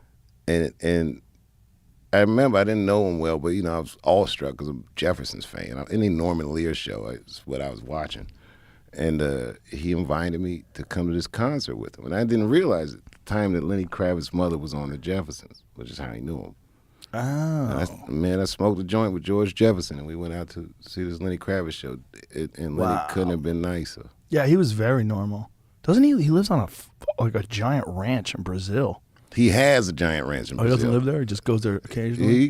He's one of them dudes. He got a beautiful house in Paris. I've never been, but I've heard stories. He got... spread in the Bahamas where his family is from. Oh, wow. And then he got the Brazilian jump off. So, he does it big. And Lenny is a style guy. Like, everything he does is just fly. Prince was like that, too. Everything just kind of fly. They did a tour of Lenny's house. It's a video. And he's going over all the art pieces and who designed this chair and who made all these things and showing this video of this place in Brazil. It's beautiful, man. He started making furniture, designing furniture, stuff like that. Now, it's funny. I don't have really... Kanye is like this. Kanye West is a design genius. Like, it's not a trick. None of people call Kanye genius all the time. It's just not just a label they're slapping on it. If you ever see him in a studio session, this motherfucker look like Captain Kirk. Just running the bridge. Like, he knows he's nice with it. I've been very lucky to get to see people who are great at things up close, even being on this podcast. I feel like you didn't make podcasts up, but you kind of make podcasts up. And I know he is fucking a strange neighborhood in life. It's one of the joys of my life, getting to know these people and knowing and seeing them be human. We struggle through these things. We bellyache about decisions. But everyone, none of these people that I know are contest winners. They all worked very hard to be great at what they do. Everyone is gifted, but these people spent time refining their gift and getting rejection and taking all those shots that you take in life, and they made something of it. I can't begrudge them that, and I always hope that none of us white. I hope we all survive it. And I think that's why that cancel culture shit bothers me. I'm not even opposed to the ideas behind, some of these cancellations. I get it. I get to do good things. Stopping harassment. Stopping all racism, harassment, everything. This ism, that ism, this phobia, that phobia. I get it. Let's fight it. And the inclination, all of it, is to make the world a better place. That's the inclination. It gets abused and misused sometimes by the wrong people and bad actors. But at the end of the day, what they're trying to do, at least what they think they're trying to do, is eliminate bad aspects of our culture and our society. Right. That's what they're trying to do. Right, because the society doesn't correct itself. And in that sense, I appreciate it. Like, when my kids make me very hopeful for the future. You know what I mean? Like, a lot of people say, I wouldn't want... Good people I know. I don't want to bring kids into this world. Like, my age, no kids. Don't do that shit. If you think you're a good person, please have a kid. Put all your good ideas in that kid so that the world will be better. I quote you all the time because of something you said to me in the parking lot of the Comedy Store. You said, my children didn't just increase the amount of love in my life, they increased my capacity for love. Oh, it's very true. They don't say they saved my life. I wasn't in dire straits, but man, I wouldn't be fractionally, I think, what I am, or have some of the courage that I was able to muster. It's not like I'm not scared. I'll be scared, but I just do this shit anyway. Everybody who knows me says there's like me pre-children and post-children. I'm like a different person. I'm so much nicer. I always liked you, Joe. I never saw you as a mean guy. You're always kind. You're always edgy. And everyone was scared of you because you know Kung Fu. But, you know, it's not like he was in the comedy club sweep kicking niggas and shit. No. We was kicking it. And I don't know, bro. Like, I just feel real grateful for the years I got to do this. Like, I don't feel... I feel grateful, too. You know, I think we're so fortunate. That, you know, you look at people that are living their life and that famous quote that I love, most men live lives of silent desperation. wow. Who said that? And why did they say such a thing? Walden Pond, what is his name? Thoreau. Emerson? Thoreau. Yeah. Oh, was it? Oh, yeah. Yeah, it was Thoreau's quote. It's a great quote, and it's so true. Most people are just fucking, God, every day is a struggle. They don't, whether it's they're not doing what they want to do, they don't feel loved, they're not surrounded by interesting people, they're not stimulated, like every day. My problem is I just have a lot of shit to get done. That's my only problem every day. But it's all funny, the people though, are... because a lot of the shit you do, there's less social capital in. This is an easy existence now. Men don't have to lift heavy things anymore. Mm-hmm. You know, you're out here hunting your own meat, sharpening your kung fu, lifting weights. Yeah. I'm not doing none of that shit. But I realized a long time ago I have to do all those things to keep my head right. I get that. I don't know that I have a similar passion, but you know what? I find my solace in people. There's so much shit that I see. You know, I don't want to say, like, I'm talking about circumstantially, what they'd say is the normal circumstantial people who have these incredible capacities in them. It's harder now that I got notoriety to be around the people that move me the most. But it's people like that guy that goes to the job he doesn't like. I respect this guy. Oh, yeah. You know, there's so many people that I've met. It's will. That's a real willpower. People who do actual public service, not these fake woketivists, but the woman that works at the shelter for the abused women or helps women get out of relationships that are abusive with their lives. Or helps veterans cope with PTSD or Right. get counseling. And this guy I met that lost both his legs and was cracking up laughing with me when he was talking about it. These people blow my fucking mind. yeah, as they should. It's exciting. Yeah. There's a lot of exciting people out there. And just because someone's famous doesn't mean they're exciting. Oh, boy, ain't that the truth. I ain't gonna start naming lemons, but some of these niggas is lemons. Lames. It's so true. There's so many of them. They're so bland. Yeah, but then I'll meet somebody who doesn't have any notoriety, and they humble me because they're such spectacular people. Yeah, I've been very fortunate to meet a lot of interesting people, and I think doing this show has really changed the way I look at life. But your kung fu has suffered, Joe. A little bit. It has a little bit. Well, it's age, right? That too. But it's also just the lack of practice all the time. I couldn't keep getting injured. That's the problem. You're always You would getting never injured. fight again, would you? No, not now. I'm 53 years old. Would you fight another 53-year-old No, like on some Mike Tyson shit? doing? Yeah. No, Mike Tyson's still fighting demons, man. Wow. Those demons are still there. Mike Tyson is the reason why this desk is this width.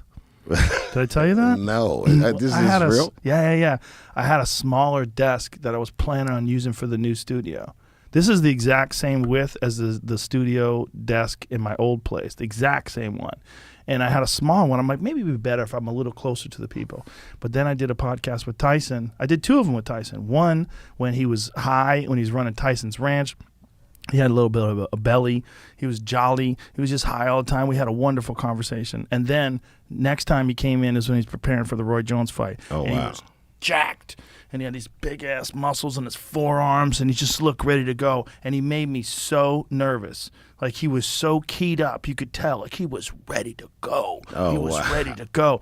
And I'm like, no. Fuck this small table. I need to be – I need to not feel so nervous. I need to have some distance. So I was thinking if I was any closer to Mike, so instead of like here, if I was like this and he was that amped up, it'd probably like affect the way I was communicating with him. I'd be nervous. He's an intimidating guy. Oh, yeah. I am fascinated with him as a public figure. Well, he is so multifaceted. There's so much going on. If you just looked at him as this brute who used to be one of the greatest knockout artists of all time, you'd miss so much. He's a scholar of boxing. And there's probably not a man alive who knows more about the all-time greats. He could talk to you about like Harry Greb and Jack Johnson and Stanley Ketchel. He'd talk to you about guys that like you never even heard before. Even the tattoos he's got. Oh yeah, Arthur Mao. Ashe and Mao. I think is Che Guevara on him too? I don't think so. Okay. Does he have Che Guevara? It definitely got Maybe. Mao and Arthur Ashe. Yeah, if he has Che Guevara, I hope he lasered it off. That's like the bad boy eyes or keep on trucking or something. You know? He said keep on It's trucking. just like such a silly. Does he have Che Guevara? Yeah, I think he does on his stomach, right? Yep, right there. Yeah. All right, okay. I thought I was making that up. The Arthur Ashe one though, and then he's got one on his face. One of the only celebrities that pulled off the face tattoo. I mean, Che Guevara and Fidel Castro did take over Cuba when they were in their early 30s. Like when I was doing the second season of Chappelle show. These motherfuckers was taking Running over Cuba. That's the crazy thing. Negotiating with the United States and Russia and shit. Fidel ran Cuba till he fucking died. He did. Crazy. But, he's one of these guys, and I know, as an American especially, people always kind of frown at Fidel Castro. But I remember, like, the deployment of Cuban doctors, and the reason they were able to do that is because the education system was so good. Cuban doctors, some of the most renowned doctors in the world. Mm-hmm. Aid packages that Castro sent to Africa. It wasn't like Cuba was rolling in dough. I don't know. He's an interesting guy and now I say these things, people gonna think of days of communists and shit like that. He's not all bad. Even close. No one's all bad. I mean, No very one's few, all bad, very no. few people are all bad. And I'll be the first to tell you, communism does not look fun to me. No, it's not. It removes incentive. Yeah. Everybody that looks at people like Bill Gates or, Jeff Bezos, look at these billionaires and say they have too much. We got to eliminate billionaires. They have too much. They're the outliers. They're the weirdos that have figured out how to accumulate so much wealth that it's preposterous. But you can't take away all incentive for people to perform, because if you do that, you're not going to get any innovation. You're not going to get all the things you enjoy. You wouldn't have iPhones and Shure microphones and fucking Samsung TVs if people couldn't make money. It's funny because in our business, we make, millions of dollars and all this shit. We're like famous, and they still have award shows. Like, this is plenty. And I get a trophy, too. This is crazy. It's really funny. And a red carpet to take pictures on. Yeah, it's just so. It's very strange. Yeah, it is very strange. You think you're ever going to do any more acting, or are you just sticking to stand-up now? Man, I got this weird idea. I want to go to Africa and do some of these Nollywood movies. I've been watching them.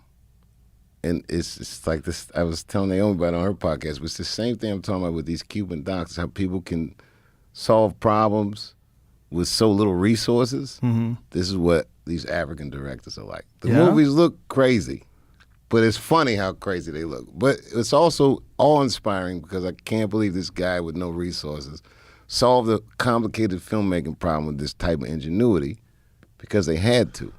But what if they had a reputable American star to apply these tricks to? I'll come with the funny. You just give me that look, baby. Don't you worry. It's all gonna work out. Like I want to do that. I want to just see what's popping over there. Africa's popping right now. Do you have an idea of like a script, like or an outline of a story? I don't know that I need one. You got to see one of these movies to know what I'm talking about. But it's just like. Something about it makes me feel like joyful when I watch it. Like someone is just, I don't know. I just want to try some shit. Tell you what, Africa's taking over in the UFC right now. Are they really? 3 African champions, and they're 3 arguably the best of all time. What countries? Do you know? Cameroon. That's this Francis is the guy you were telling me about. Ngannou, yes. They kept trying to get him in gangs. Yes. He fled the country. Yep. He found a way to train. Yeah, that was a great story. It's a crazy story. They kept catching him when he was trying to get into Morocco, or from Morocco to Spain. To Spain, yeah. And they kept sending him back to the Sahara Desert to die. That's what they just drop you off of the desert. Like, good luck. And he made it back 7 fucking times and finally made it across to Spain. They put him in jail in Spain for 2 months, which they do when you get over there. And then finally they released him. He was homeless in France, slept in a parking lot, made his way to a gym. And he wanted to be a boxer, and they're like, man, you should try MMA. And he was like, I want to be a boxer. But they paid him $500 to fight. So he's like, okay, I'll do it. So he beat the fuck out of some people. And now he's the heavyweight champion of the world. Oh, wow. And not just the heavyweight champion of the world, the most terrifying heavyweight champion of all time. Nice guy? Nice guy. Super nice guy. Super friendly. Just a sweetheart of a guy. Terrifying in the cage. Terrifying. Just nukes people. As Joe, that's oh dear. Oh, exactly. He'll get Idris Elba on the phone. Idris, I want you to fight somebody. He's such a specimen. And he just won the title, beating the greatest heavyweight of all time, Stipe Miocic. He just nuked him in 2 rounds. What do you think of like a flick like that? What does he weigh? He's 265 when he gets on the scale, but he's about 270 something when he gets in the cage. He has to lose weight to make the heavyweight limit of 265 because the UFC has a heavyweight limit, and he's without a doubt the scariest heavyweight that the sport's ever seen because he flatlines people. How tall is he? 6'5", oh, 6'4", this is a 6'5". big dude. Yeah, he's huge. See, show the video of him knocking out. Oh, yeah, go to the top KO finishes. Yeah, watch this. Go full screen. I mean, he just fucking flatlines people. It's different because you can't make any mistakes with him because as soon as he touches you, boom. See? Dudes just go down. As soon as he touches you, you just like, what in the fuck just hit me? And he can do that to everybody. Give me another one. What is the UFC ref looking for? That was, would you back up a little? That was where you just were. That was the Stipe fight. What is the UFC referee looking for? Yeah, like. Watch this one. Boom. Like, he's clearly out. Okay, that guy, he did the right thing right there. That fighters would beat up a dead body, wouldn't they? Well, the thing is, guys recover. Yeah. Devastating uppercut. Oh, he's devastating with everything he does. And then he goes in for this. That guy's clearly sleeping. Yeah. No one's faking sleep in the octagon, are they?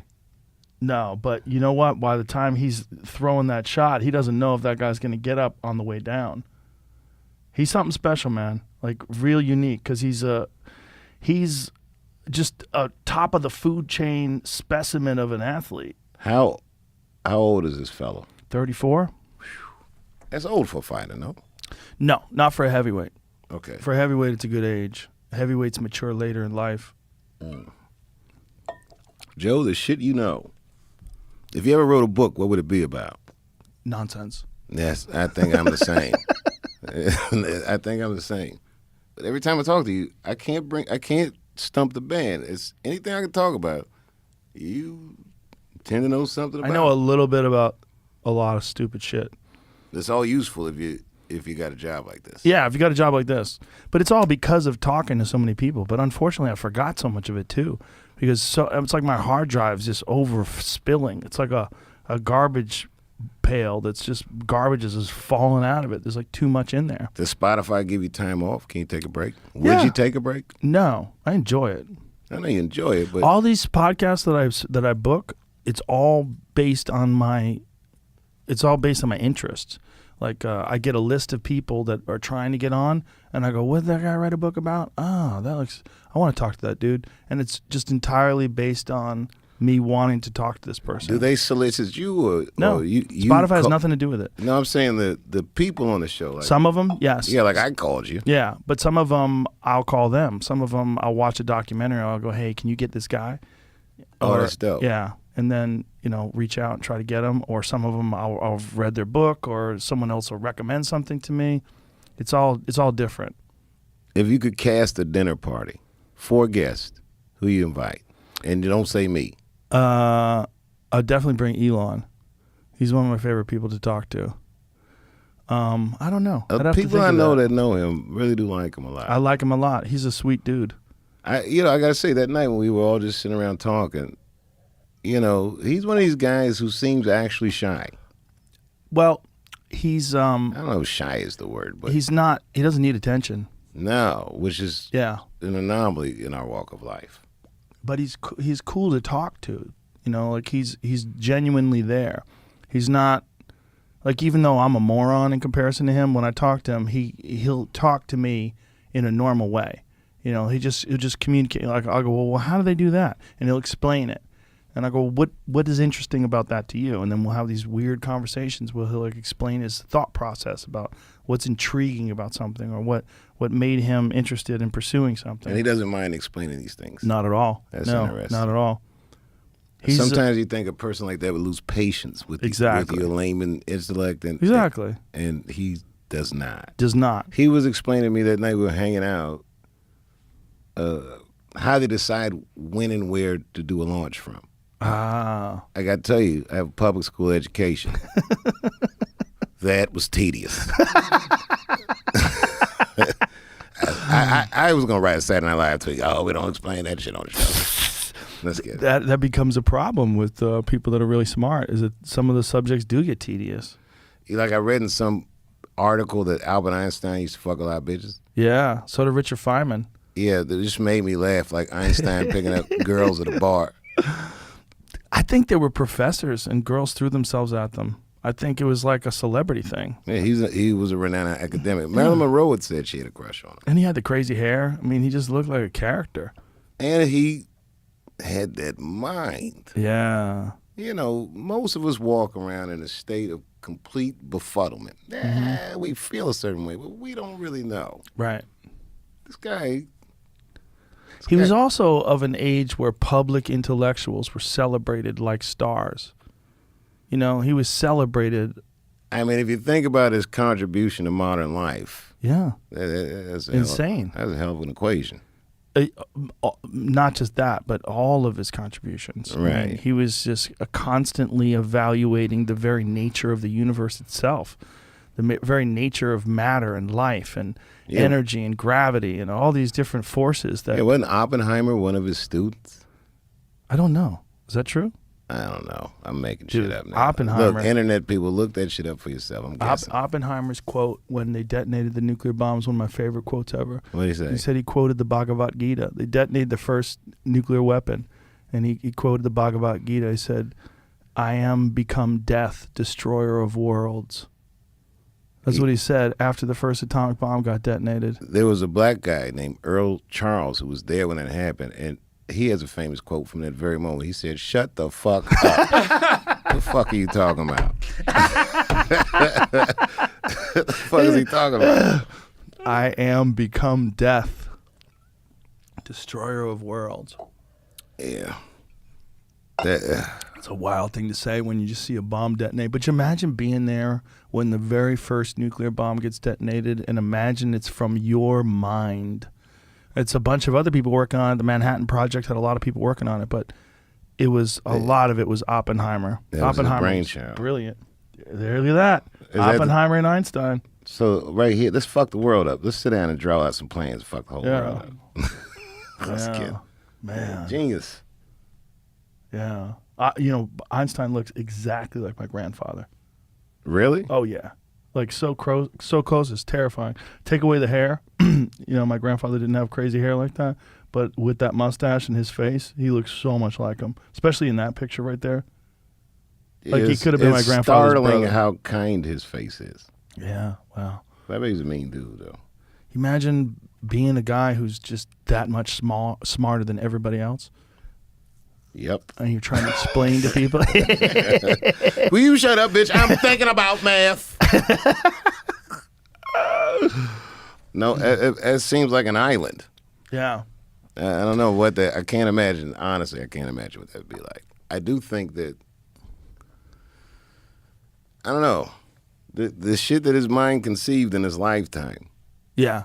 If he were a comedian, he'd have the angles that none of us saw. Yeah. It's that kind of thing. I mean, the thing is, like, Elon Musk is not Einstein in the sense that he's not creating equations that are going to shape the way our universe is thought of and perceived. But what he is doing is creating these businesses and these articles of technology, whether it's Tesla or whether it's SpaceX, these rockets that they're designing. He's changing the potential of our future. Right. I mean, he's changed what it means to have an electric car. He made an electric car instead of a thing that's practical. He made this dope spaceship that goes 0 to 60 in a little over 2 seconds. Have you been in a Tesla, like a Model S? Yeah. When it accelerates? A lot of people know they drive them. They're preposterous. It's amazing. The self-driving shit. It's weird because I feel like we live in the future. Yeah. And we used to watch the Jetsons and all this and Dick Tracy. Yeah. It's better than what they thought it would be. They didn't think of the internet. No. The Jetsons didn't even have an iPhone. Right. I know. Yeah. Neither did Captain Kirk. He had to go Kirk out. Yeah, man. I got a a walkie-talkie. phone in my pocket. I can watch the news. Yeah. And all this information at my disposal. You could FaceTime people. It's that. Yeah. Kirk didn't even have FaceTime. Yeah, and it's just an amazing piece of technology, and then people set it up in the house in a room by themselves and twerk in front of it. What the fuck are we doing, man? What are we doing? TikToking. Yeah. It's strange. I hope everyone's going to be okay, Joe. David, I think they are. I think they are going to be okay. I think it's going to take time, and it's going to be like most moments in history. It's not going to be smooth. It's not going to be one clear ascension to enlightenment and peace and love, but we're going to get better. We're going to get through this rocky era that we're in right now. It'll take time, but I think we're going to get through it with the lessons of the pain and suffering that's been caused by bad decisions and the way we live right now. Well, let's minimize the pain and try to expand the upside to all this bullshit. Let's make these motherfuckers laugh, David Chappelle. Let's get them. Let's go out and get them. I Salute, my love brother. you, Joe Rogan. I love you too, brother. Cheers. Cheers.